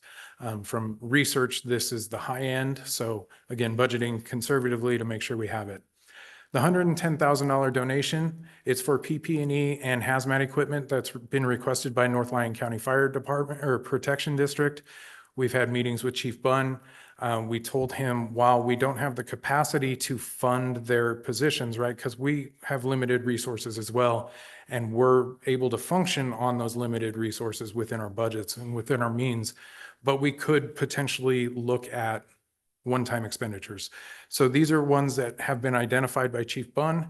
We're bringing them forward to you for your approval to go forward and do it. I don't know how you feel about it. If you want to change it, we can have that conversation. And then the other thing that is added in there is $25,000 in what's termed in accounting terms as discretionary funds. It would be $5,000 for each council member, and these would be tracked every fiscal year. And what these are for is for community support. So as an example, I know the softball teams, they were trying to raise money to get down to state.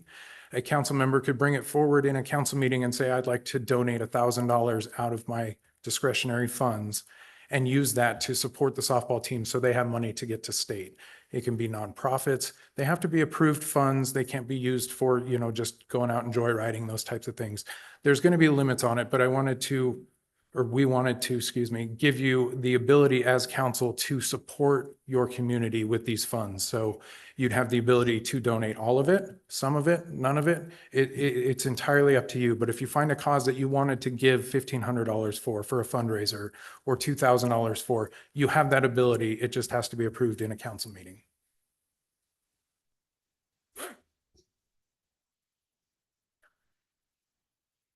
I see you. Go ahead. It's me again. Again, this year, I'm really pushing for the public safety line item. I would really like us to have a line item in our budget or a separate fund that is specifically public safety, and that $110,000 could easily go into that fund. The problem is we don't have that function. So what it would go into would be a gifts and donations fund, because we don't have that function in the city. So creating a public safety fund does not work because we don't have that function and we're not required to do it. So this would be a donation of this money out of our funds to them. We don't have that function, meaning we don't provide those have services. fire. Right. I feel like we could easily use the public safety line item for multiple things in the city. I mean, our code enforcement could be considered public safety, could it not? No, that one falls under community development. Okay. I'm not as worried about the name, but it really doesn't make sense to me why we're not allowed to have one. Especially if we end up going into, some sort of like interlocal agreement with like our fire department in a way that we might be able to help them more. I just don't understand why we're not allowed to have that function or that fund, period.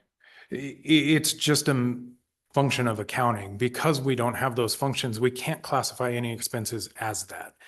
Because we're not providing those services, anything that we provide to them is considered a donation or community support, because we're supporting a different outside agency that's providing the services. Okay, so if we'll call it whatever we want. We'll call it the community chest fund, whatever we want to call it.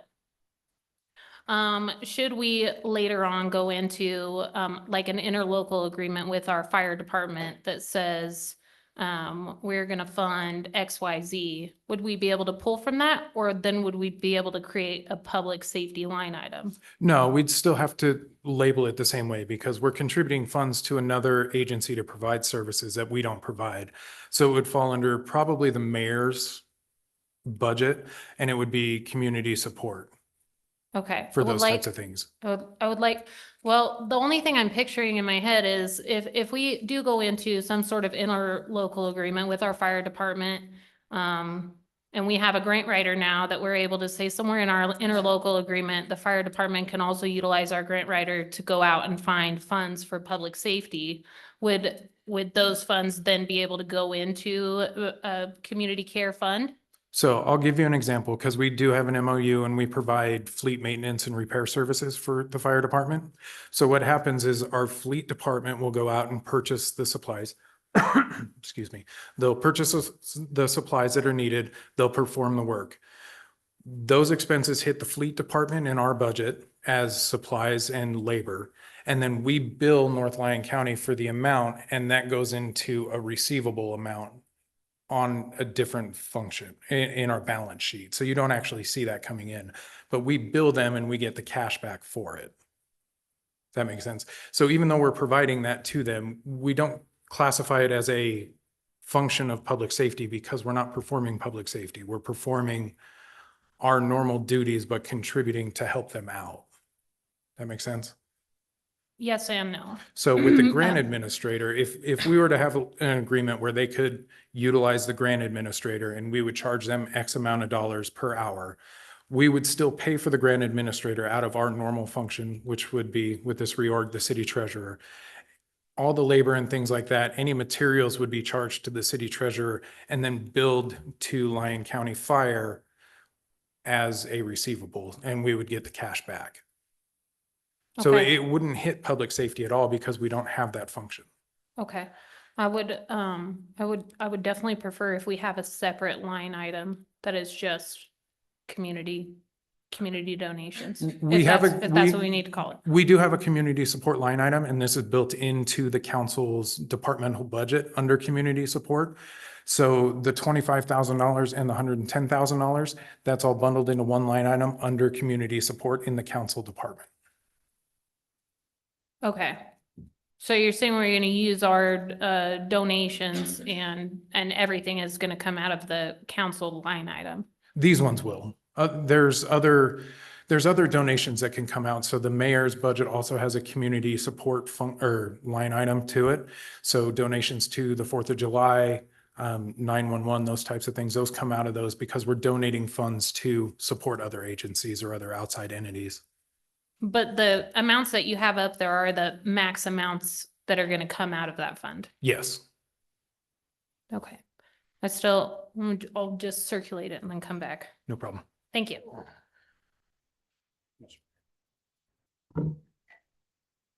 Councilman Torres and Councilman Mendoza. So basically, we just can't title it as a line item for public safety by NAC and NRS. What we can do is we can title it or find other ways to use city funding to help with our fire district and with our sheriff's office. And that decision would be based upon two things. One, majority vote by council. Two, whether or not we had the available funding. So like the SADs, if we have a special assessment district and it entails something to do with the fire district, then we as a council can decide, which was part of the reason why we went with SADs and impact fees, a percentage to go to the fire department or to the sheriff's office as a council, as controllers of the budget. So we can continue to find ways to help them, both entities. We just can't label it because of that administrative codes as public safety, because we don't provide that service as an entity. So it's a lot of it's just terminology and semantics, but we can there's a way we can find a way, and I'm with you on the push. Councilman Mendoza. Yes, Mr. Carson, can you find those NACs and NRSs to explain that to me?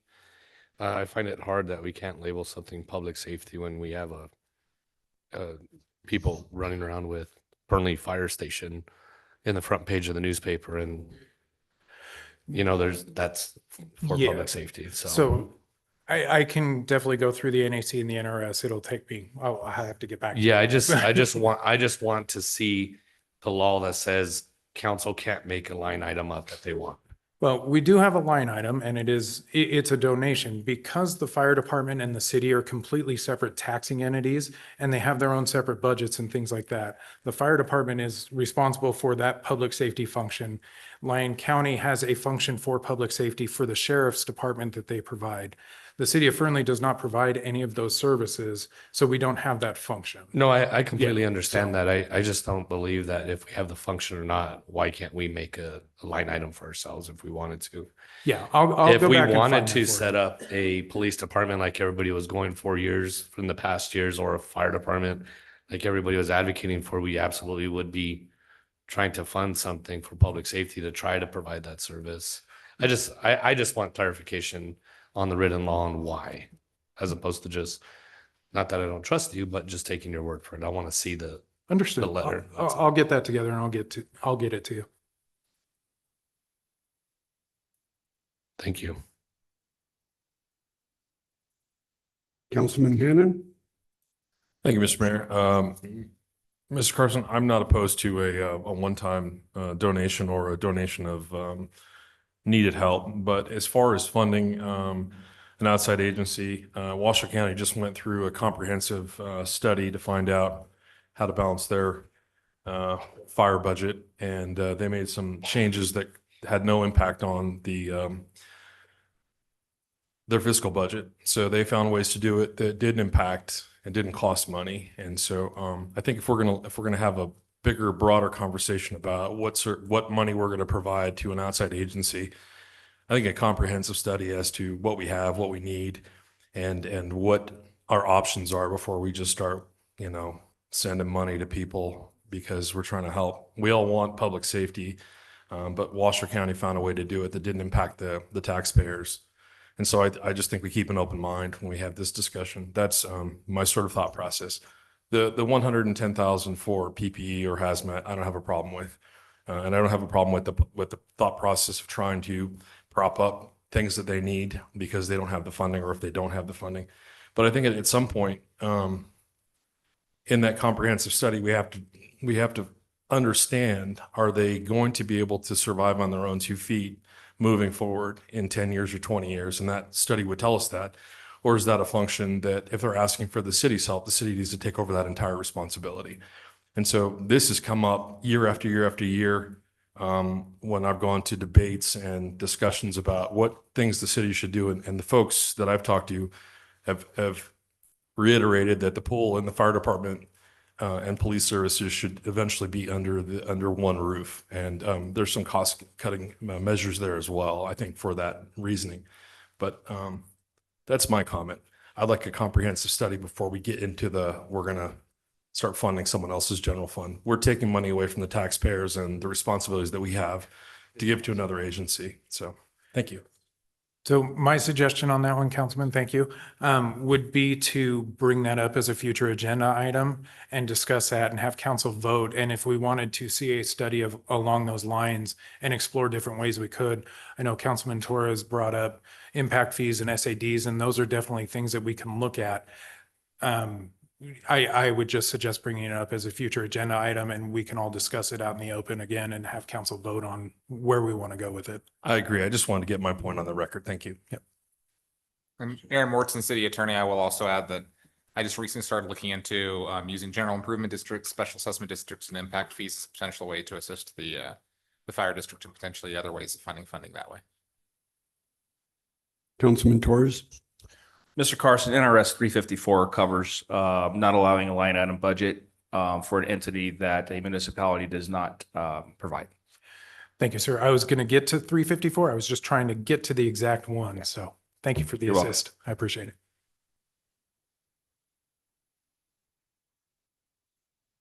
Okay. Okay, so if there's no more on that, then we'll move on to the city attorney highlights. Their salaries and benefits are up 25%, and this is all because our deputy city attorney is intending to retire next year. And so the city attorney is requesting extra funds to have some overlap and some training to get a new person in and get them on board while we still have the capacity of the outgoing deputy city attorney. And then we also have an increase of 33% of services and supplies, and that's mainly for outside legal services, just trying to make sure we have enough funds to cover any potential lawsuits, anything like that that's ongoing currently. The city treasurer's office, there's an increase of 35% with the grant administrator being moved over from where they're currently housed now, this current fiscal year under the city manager, it would move under the city treasurer, so there's an increase to salaries and benefits.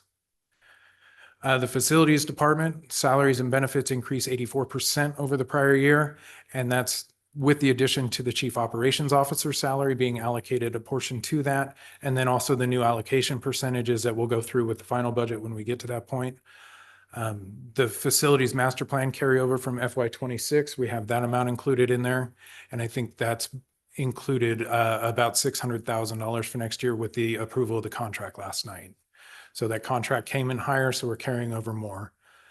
There's $65,000 proposed in city hall upgrades. There's carpets and a bathroom remodel that need to be done. And then they have just over $1 million in capital expenditures proposed. The human resources department, the salaries and benefits are going up by 88% because of the proposed HR technician position. So if that's not approved, then those will go down, obviously. Municipal court, their salaries and benefits, there's a 22% increase. That's with the addition of the on-call court clerk that they're requesting, and then also their normal salary increases.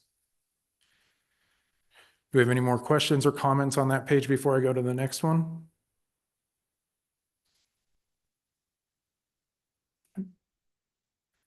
Can you go to the next slide? Thank you.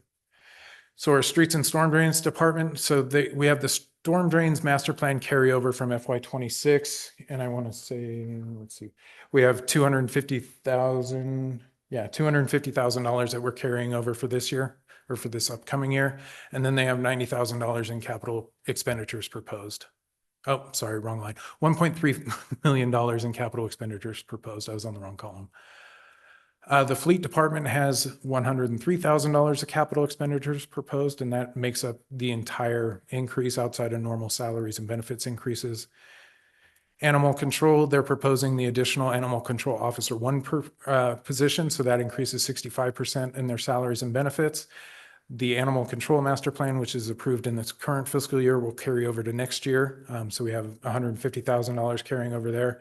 And then we had a late addition after this was published. They're only going to request one additional vehicle for the upcoming year, and they're going to push back one of the replacements to the following year. Vector control, the salaries and benefits go up 44% with new allocation percentages, and then $90,000 in capital expenditures proposed. Sorry, Yes, what truck is being pushed out? Is that the truck that houses the animals or is it the SUV? it's the truck that's housing the animals, and they're still requesting the SUV. Our truck that houses animals right now is gonna last that long? Yes. Okay. And then our engineering department, their salaries and benefits increased 27% with the new chief development officer position and new allocation percentages. And then services and supplies go up 58% because of an increase to the outside services. So we outsource some of the engineering functions, and those costs continue to rise. So we're just going to increase that in budget.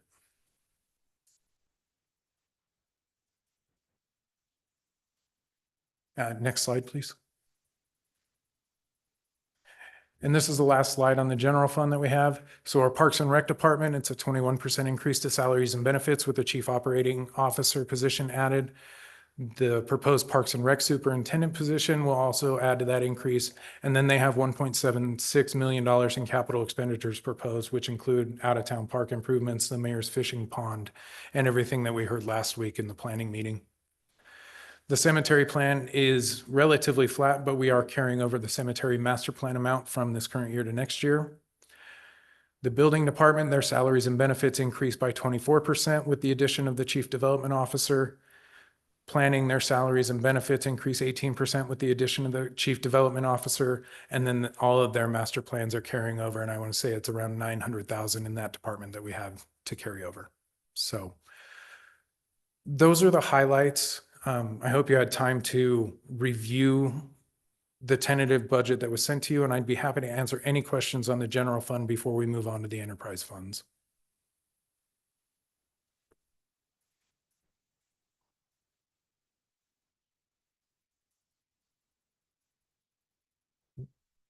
And if council wants to take a minute, can we go back, please? If you want to open it up for the public so they can have some input to what's being proposed and what's been highlighted, I'd be more than happy to respond to those two.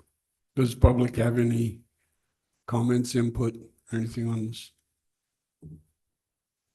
Or anybody raised hand on Zoom? Okay. Oh, okay. Good afternoon, Mr. Mayor, Council. There's examples throughout the entire state with interlocal agreements. You have Mason Valley, City of Yerington pays into Mason Valley Fire Protection District through an agreement to provide, I think it's like $140,000, I believe. And that's relative to their size and need. And then we have the City of Reno Police Department is into interlocal agreement currently with Washoe County Sheriff's Office to provide administrative services for people. So the mechanisms are certainly there. And I too would be curious under the 354, like what subsection is prohibiting that mechanism to be implemented. Yeah, and like I told Councilman Mendoza, I'll have to research and find the exact line item of 354, but I'll get that. And I'm not opposed to interlocal agreements, and interlocal agreements work great as long as you have the funds to fulfill those interlocal agreements. So as far as I know, nothing's been proposed on an interlocal agreement. So what we have is conversations between the chief and the mayor and myself about one-time expenditures that the city can afford with its budget, and that's what's being proposed. No, I think that's fair. And again, I just reiterate the priority of the council with public safety. If you guys could please consider reprioritizing.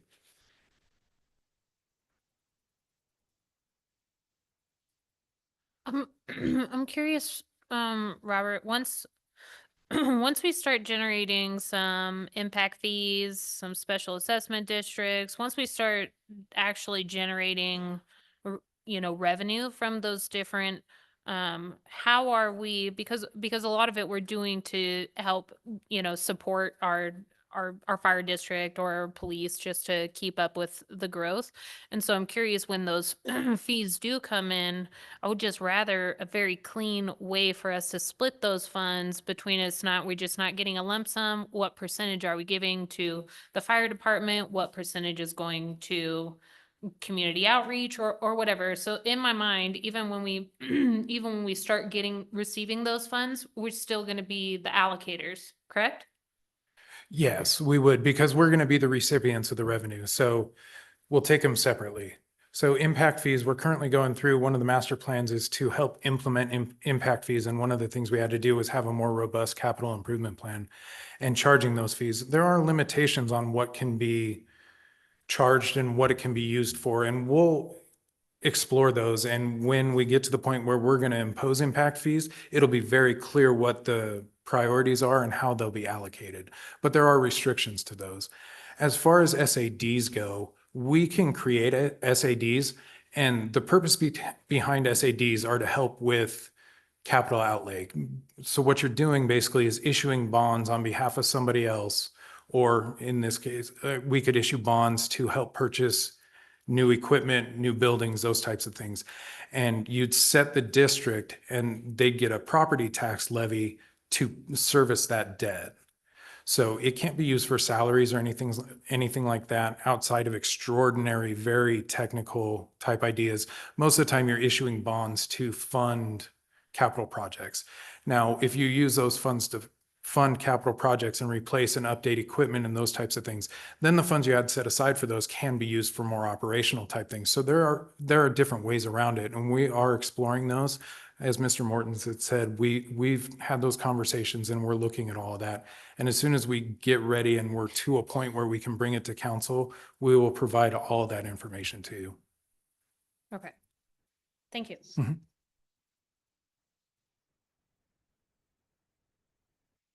All right. So now we can go to the next slide, please. So special revenue funds, and this includes capital project funds. So these account for proceeds from a very specific revenue source that are legally restricted or committed for specific purposes. So we have 4 special revenue funds and a capital projects fund. The one fund that you won't see on here is our grants fund, because we don't know what grants we have, so we can't budget. State law allows us to do an automatic augmentation as budgets are awarded. So as we go through this year and our grant administrator finds and locates and we get awarded certain funds, that fund will be updated with budgets. Sorry, next slide, please. Thank you. So the first special revenue fund is our court administrative fees. This is an amount that is charged based on the fines, and it goes strictly for court administration. As you heard last week at the planning meeting, we're worried about being able to continue to fund the $10,000 software costs that we had. So we're moving that to the general fund. And then a late change, we're going to add $5,000 to that fund for the Javis expenditure, because the $5,000 is feasible. The $10,000 is a little excessive with where the fund balance is on that fund. The court facilities assessment fee, there's no material changes to this. Basically, what we do with this fund is we take the estimated ending fund balance, we budget that out to different categories, so it's there if they wanted to use it for facilities. I know they're moving to new facilities, and this year they're going to use some to purchase some additional furniture for the new courthouse that they're getting ready to move into. The biggest proposed in these funds for the transient lodging tax is the proposed emergency generator for the CRRC. It's estimated at $500,000. The TLT fund, that is specifically set aside to promote tourism, and at least 60% of the revenue has to be allocated for the operations and maintenance of any civic facilities. So what we're doing, we have that budget. We'll probably have roughly $1 million in that fund in ending fund balance. So we're proposing to fund the emergency generator for that building out of this fund. And then the capital projects fund, outside of the tentative $2 million transfer, this fund has no material change. What we do with this fund is basically earn interest. We haven't funded any projects. There's a few $100,000 sitting in it. But if we were to do the transfer out of the general fund from the fund balance to this fund, then you'd see a material change and we'd be able to start growing that and saving for future things. So those funds are rather quick because they're a minor Councilwoman portion. Jaberski has a question. Do you have a slide for each of these, or is this the time to ask questions? No, this is a slide for each of these because there's no changes Okay. really. I But- really am trying not to like start asking questions and then the next slide has the answer and I'll Fair be enough. like, "Ugh." I have some questions about the TLT and like what we can actually use it for. Mhm. Because I looked up a couple of different things about using it possibly for parks. If we can put, you know, if we can use transient lodging tax for parks, if we're having events, if we're generating tourism from it, visitor facing amenities, treat parks as tourism assets, especially with all of our tournaments and stuff like that. And so I'm kind of curious if that's something that I'm not saying right this second, but I just want to kind of plant that seed, for park improvements so that we can start trying to like create a better nest egg for our parks. And then as far as like the 500,000 for the generator, would we be able to use a percentage of transient lodging tax to go towards funding our gym? I really don't want the CRRC gym idea to just fall off now that we've got the CRRC built and it costs such an excessive amount of money, but would we be able to use that if it's not, if it's still tourism generating facility, we have tournaments there, we bring in outside people, economic activity tied to overnight stays. Instead of calling it like a community gym, we could say a regional recreation and event center or something like that. I'm just curious what all we're allowed to use that for, and if we could look at some of those different options to be able to use some of those funds to put into our parks and to help, you know, get the next phases started on our CRRC. Sure, we can absolutely explore those. So the way our code is written right now, that was approved by council, is up to 40% of those funds of the revenue each year Mhm. can be used to promote tourism. So what we use that for is for the FCTA FCTA. funds and giving that out to try to increase tourism. The other 60%, so at least 60% of the revenue is allocated out towards the operation, maintenance, or construction of civic centers. And it specifically says civic centers. So yes, I believe we'd be all right to use it to build a gym and fund that building. The only issue with that is that fund brings in $550,000 to $600,000 in revenue a year. And so you're looking at 60% of it. So you're looking at $300,000. When you're looking at an $8 million build, it's going to take quite a while to get to that point. So if you want to wait and hold off on it, you can, or we can plan in other ways to fund those projects and use whatever's left in there in that TLT fund to help offset the costs. But it would take a while to generate the revenue or the fund balance to fund that kind of construction. And did we decide that a portion of that is going towards the CRRC as far as like electric, water, just like maintenance? Yeah, from a budgetary standpoint, because of the way the code's written, we didn't have a civic center until this current year. So we took the budgeted revenue amount and split it out 60% and broke it out with insurance. So the insurance on the CRRC, that portion of it we're charging to that fund, but we have everything else broken out in line item, and then 220,000 roughly to the FCTA for those funds. Okay, thank you. All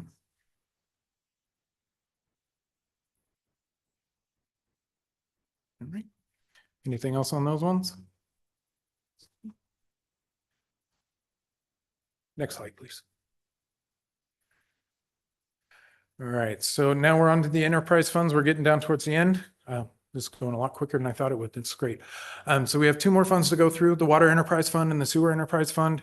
You're going to see very similar trends between these two funds because the functions act very similar. So next slide, please. So we'll start with the water enterprise fund revenue. It's set up just like the general fund. So we have the actual on the left, the current year budget, the current year estimate, and then the tentative budget.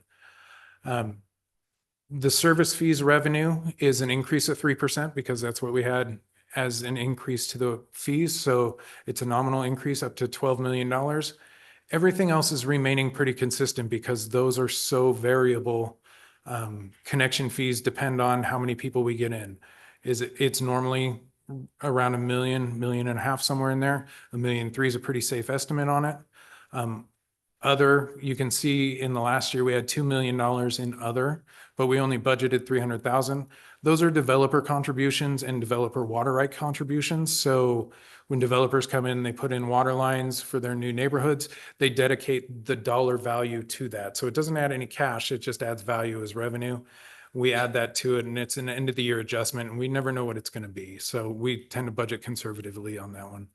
The other part is the investment income. Again, this one's $50,000 less than the general fund because we just never know where it's going to come in. Right around $2 million is this year. So again, our investment income is coming in really well. Any questions on the revenues?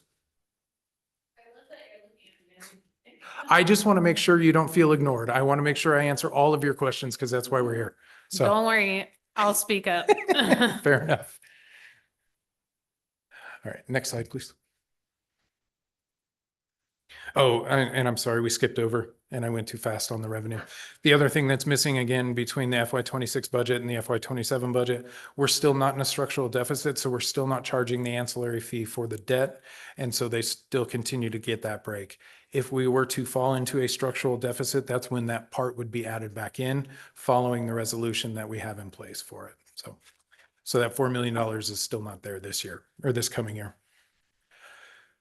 All right, so our water, is there a question? Okay. So our water enterprise expenses, so we have the operating expenses, excuse me. We have salary and benefits, which are going down for the current year. A lot of that has to do with the new allocation percentages that we have. So the calculation right now as it stands, we're going to have a little more allocated to the general fund than to the water fund. So that accounts for most of that decrease in the budgeted salaries and benefits. Services and supplies are right on line to where we had last year. So we're still catching up on some of the deferred maintenance, increased costs of doing some of these maintenance projects that we have. So we're still budgeting there. And then we have an increase in depreciation of about $300,000 to account for projects being finished and having to depreciate them and capital assets that we purchased throughout the year. So we're just bumping that up a little bit. The interest expense that's a set amount based on our bond payments that we have to make twice a year. So that's going to continue to go down slightly, but the bond principal amounts, you won't see them on here, but it will affect our cash balance and you'll see that in a couple of slides. The bond issuance cost, that one is because we did refunding bonds in FY25. So that's just an amount that is related to that. Unless we plan on issuing new bonds, that line will stay blank. Next slide, please. And then the water enterprise net position. So just a reminder, when we went through that explanation, when we were exploring the building enterprise fund, net position and cash are completely different. So net position includes all of our assets. So it includes cash and investments, any receivables, all of our capital assets, less depreciation. And you take that total and you subtract out our liabilities. So at 141 million, that's in a great position to be from an operating standpoint. So we're in a really good spot.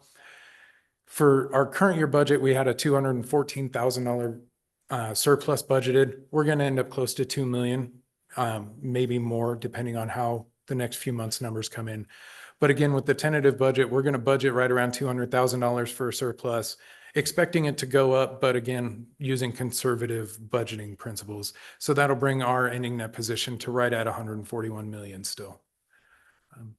So again, the fund's in a great position. $2 million surplus? Yes. So that just sits there until we need it?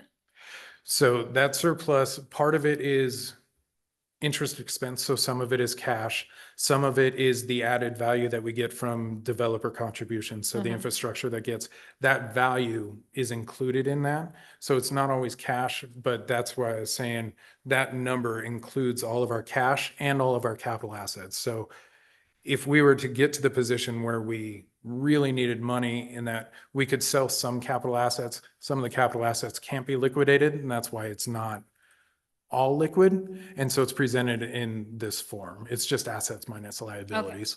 Thank you.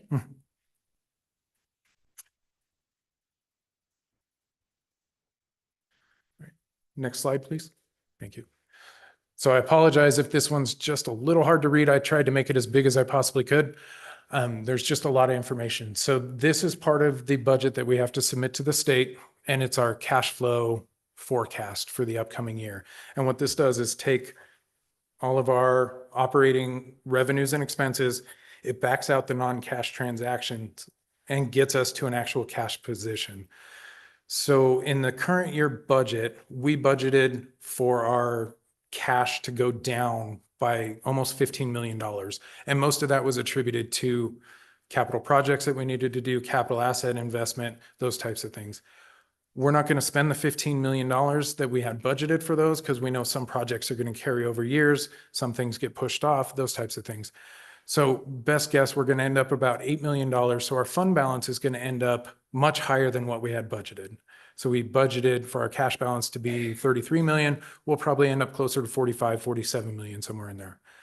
So our current year budget, we're budgeting for a $5 million decrease in cash, which would bring our overall cash position down to just about $42 million.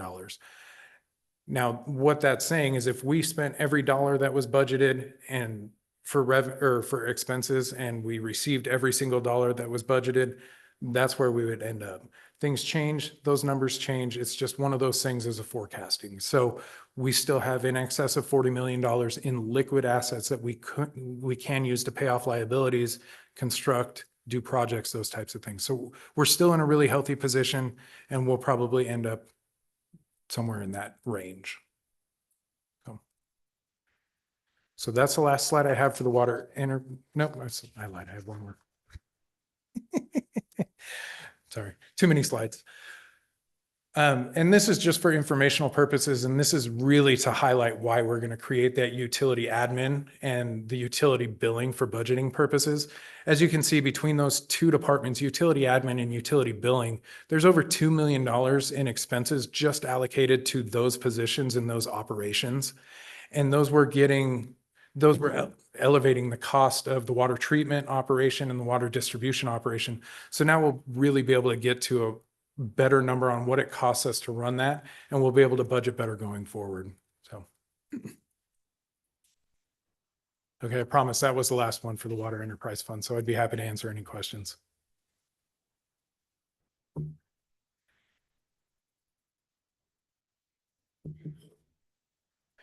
Do you want to open it up to the public, or do you want to move on?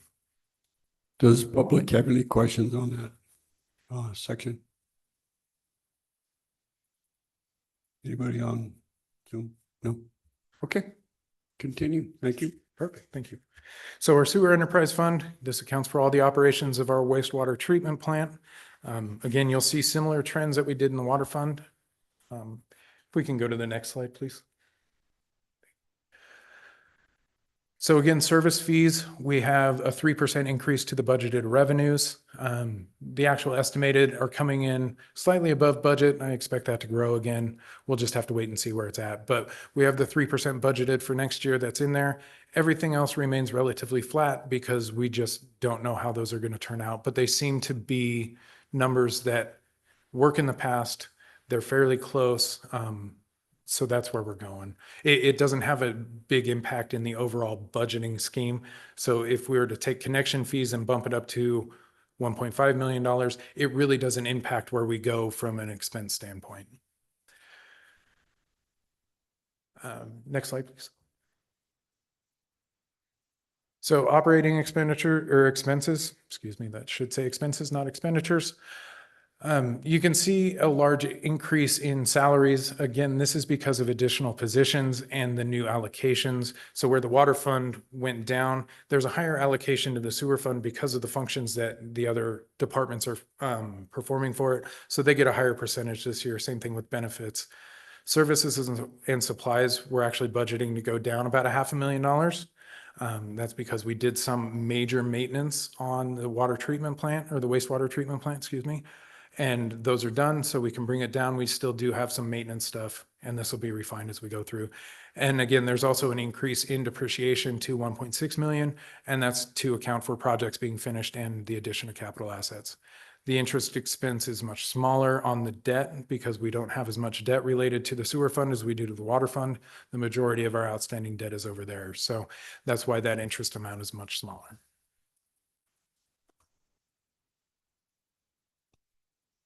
Councilman Hannon? I'm going to ask you a question about the water fund. Go just back a sec.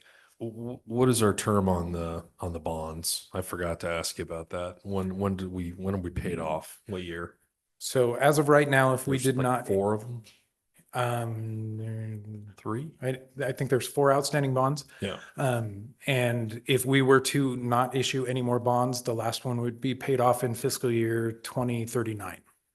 So they were 30-year term bonds, and the last one matures in 2039, in February of 2039. Okay. And just as kind of a sidebar question, at some point, can you give us, not tonight, obviously, but when you get around to it, all 4 and when they expire, and just kind of give us an idea of what we're paying on each one per year, like a breakdown, so we can kind of look at over the next 15 years Absolutely. where that goes. Thank you. Yeah.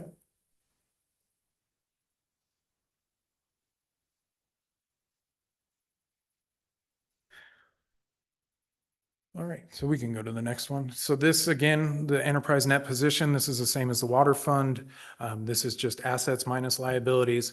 So we are budgeting just a bare bones increase.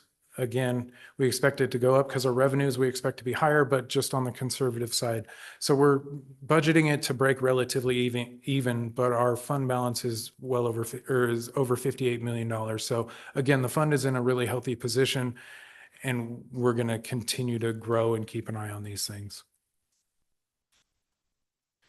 Next slide, please. So this is a cash flow statement. Again, we had budgeted to bring down that cash balance to $22 million in the current year.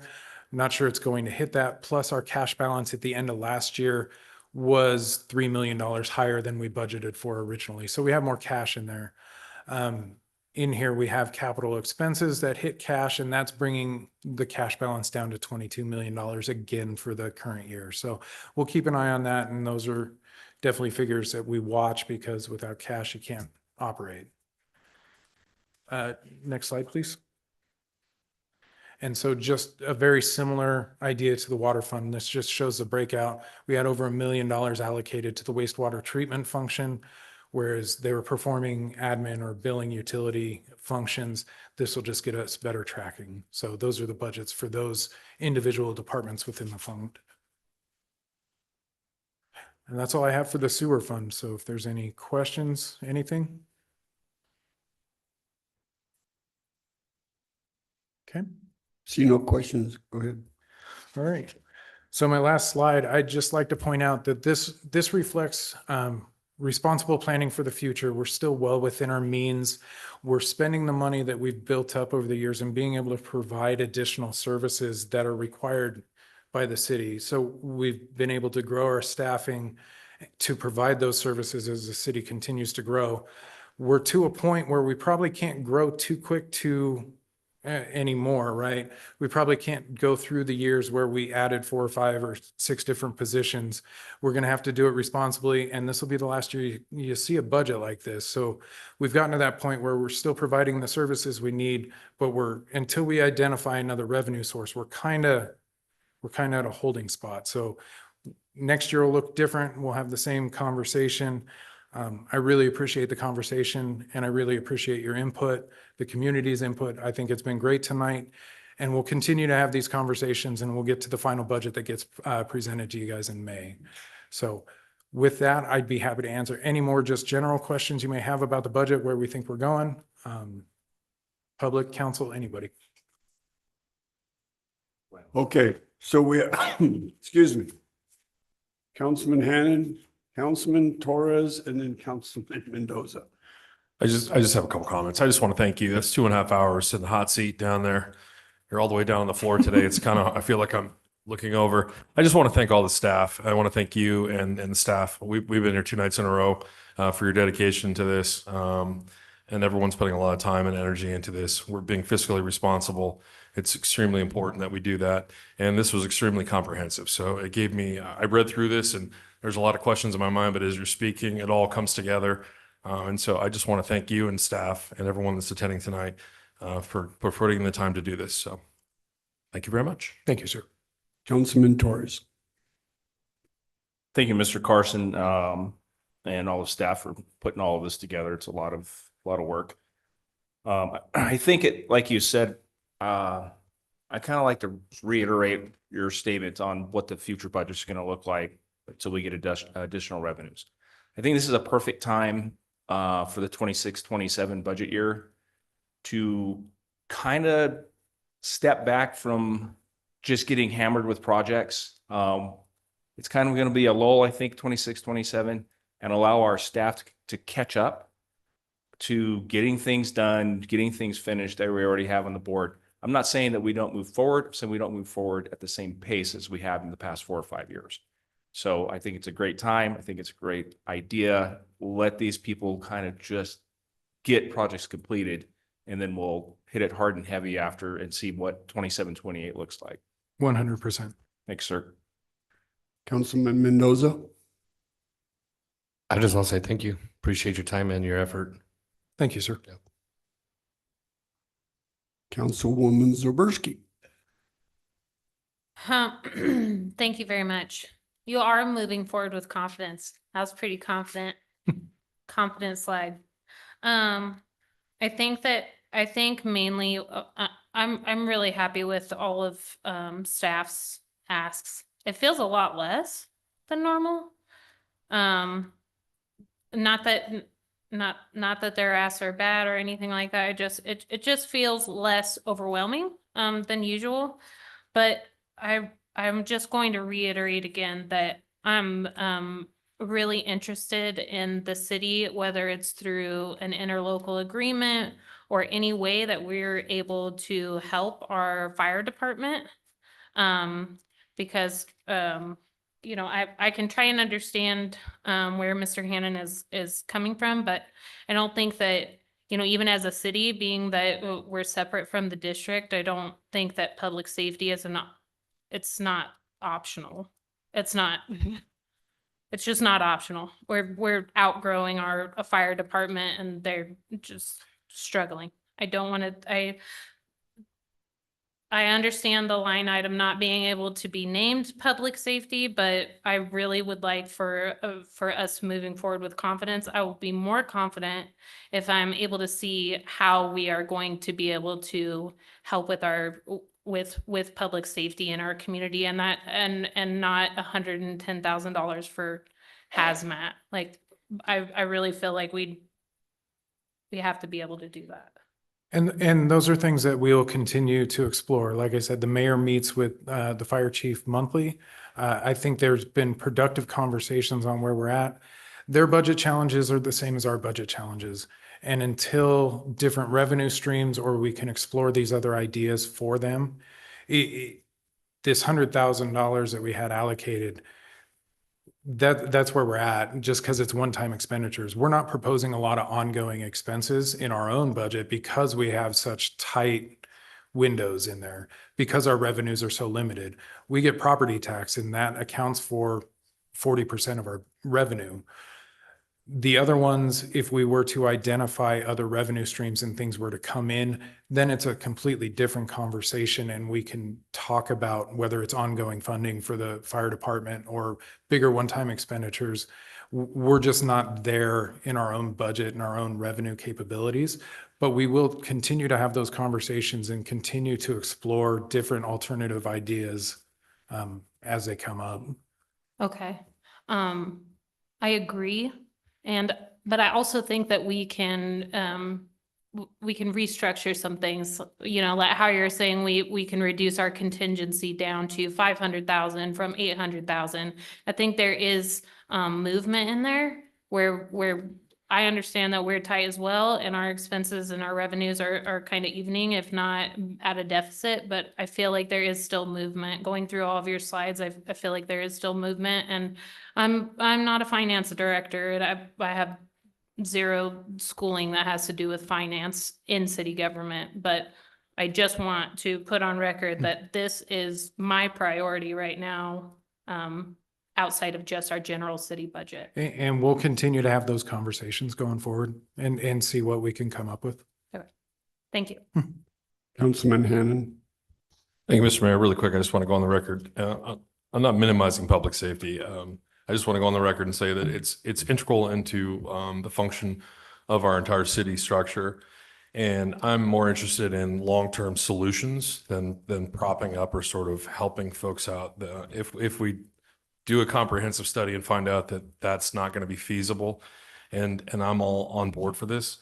I've said over and over that I think we're willing to take on the responsibility if need be, if the district couldn't support itself. But I think that we have to look at a comprehensive way to do that responsibly.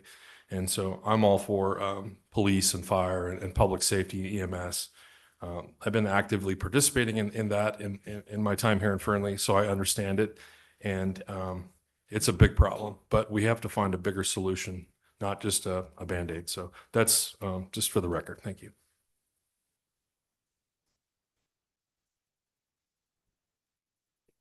Acting City Manager Lydia Oltek. Thank you. I just wanted to get clarification on the comprehensive study. Is that something that you want done within the city? Or is that something you want done that the fire department should do on their end? May I answer? Go ahead, Councilman. Thank you. I didn't want to speak out of turn. I think this has come up before. I know Washoe County just did a comprehensive study on EMS service and what best to accommodate the response times and the cost to the public. And so it's been in the news in the last couple of weeks. Whether you sort of agree with it or not, I know that Mayor Lawson sort of at a disagreement with some of it, and there are other folks that are for it and against it. But they were able to utilize REMSA to provide the additional service at no cost to the taxpayers. So they were able to fill a void without raising taxes, and that was sort of their big hurrah about why they thought it was a good idea to do that. The comprehensive study. I don't know if that's a function of the city, if we should do that. I think at one point we did offer to do it with Chief Nickel, I believe, and I believe with Chief Bond when he was here initially. We had offered, we had that discussion. And that discussion has dwindled, or there's been lost interest. So I don't know, but this is in 2018 when I was involved in politics, and in 2022 when I was involved in these debates and all of these discussions, every single forum had a letter from somebody in the audience, and it was a consensus that they wanted these problems fixed long term, and that they understand and they see that there is a deficit in those agencies providing services, whether at the time it was sheriff as well. So we were having a bigger discussion about what does the city do when we grow if these other agencies aren't able to keep up? Do we absorb those agencies? With, for example, franchise fees, we may have a revenue stream at some point, large amount of franchise fees, which would enable us to be able to create a better department with more equipment, more staffing, more stations. And that's something that maybe the fire district doesn't have the ability in its current form to do. So I think a comprehensive study would look at all of those things. And that's what I've been mentioning. I suppose I'll put it on the agenda, I guess, for a future item to discuss if we want to do that. But I think we're coming to the point where we're building a station and the fire district can't fill it. So what do we do? Is it something we're going to pay for? Is it something the district is going to make some modification? Are we going to create these districts? I think all those things should be on the table. We just have to find a long-term solution to the problem. Thank you. Councilwoman Zaberski. I could fight this fight all night. But mainly, I think that it is a good idea to have a separate meeting so that we can talk about interlocal agreements. I'm confident that I've seen studies that the fire department has done themselves as far as comprehensive plans that say where they're at, where they're lacking. And so if you want copies of those, I'm happy to help with that. I think this is, I just want to make sure budget wise that you know where I have some priority. And then outside of that, I'm happy to go into those conversations. Thank you. Councilman Torres. So the current plan for Washoe County is to have a regional fire district. And they're doing that to save money because the expense is so high for Reno and Sparks. Like bankruptcy so high. Even if we got the franchise fees tomorrow, $5 million a year, well, there's a fire truck. We do not have the availability for current funds to pave our own streets, fix our own parks, and to spend the money to even start a fire department. So in 2010 and then in 2012, I did 2 cost analysis for the city of Fernley as the lieutenant for the Fernley area and then the field services captain. Those numbers at that time were 10, 12, $15 million to start up. Where are we going to do that? We can impose more taxes. That's why Washoe County didn't impose more taxes, because they're already at the cap. They're not allowed to impose more taxes. Everybody's going regional. When we had the crash in 6, 7, and 8, and California was going bankrupt, the first thing they did is they regionalized their law enforcement. And their police departments, because the cities were bankrupt, were all absorbed into the sheriff's office. Why would we start going down the road to have our own entities when it's been shown to not work time and time and time again? We have to find a way that we can help each other and build a team between the city, the fire district, and the sheriff's office. Having our own people that want to pay for water rate hikes, they sure don't want to pay for that huge amount of fees for their own police and fire when we have very, very capable entities now, and they just need a little help to be shored up. So I think it's a good discussion, but we have to find a way to do it. Thank you. I 100% agree. That's why we're having these conversations and we're looking at these numbers. And I think next year we'll be able to have a different conversation as we head into, kind of slowing down where we're at growth wise, because we're able to provide the services and fund those projects, and those are caught up because we've spent the last 2 years trying to catch up from a lot of things that were put on hold for years. So the expense came up pretty quick. So as our property tax grows 6 to 10% every year, depending on the year, those are extra funds that if we're not allocating out to projects, or we have a new fleet that we don't have to replace, those are funds that we can look at to reinvesting. Or as Ms. Zabriskie, Councilwoman Zabriskie mentioned, lowering the contingency fee, which we can totally do. Those are conversations that we can absolutely continue to have as we move forward. I just think at this point where we're at as a city, I think we're getting ourselves to a good point, and trying to help out another agency when you're not in a good position and not able to provide the services that you're required to do is somewhat irresponsible. So as we get to that point and we're caught up and we're in a good place, those are conversations that are absolutely acceptable to have. And I think we'll have better available resources to do so. Okay. Great conversation. I love it. So our next meeting was scheduled for tomorrow night, but seems how we've wrapped this up tonight. Our next meeting will be April 15th at 5 o'clock. This meeting is adjourned.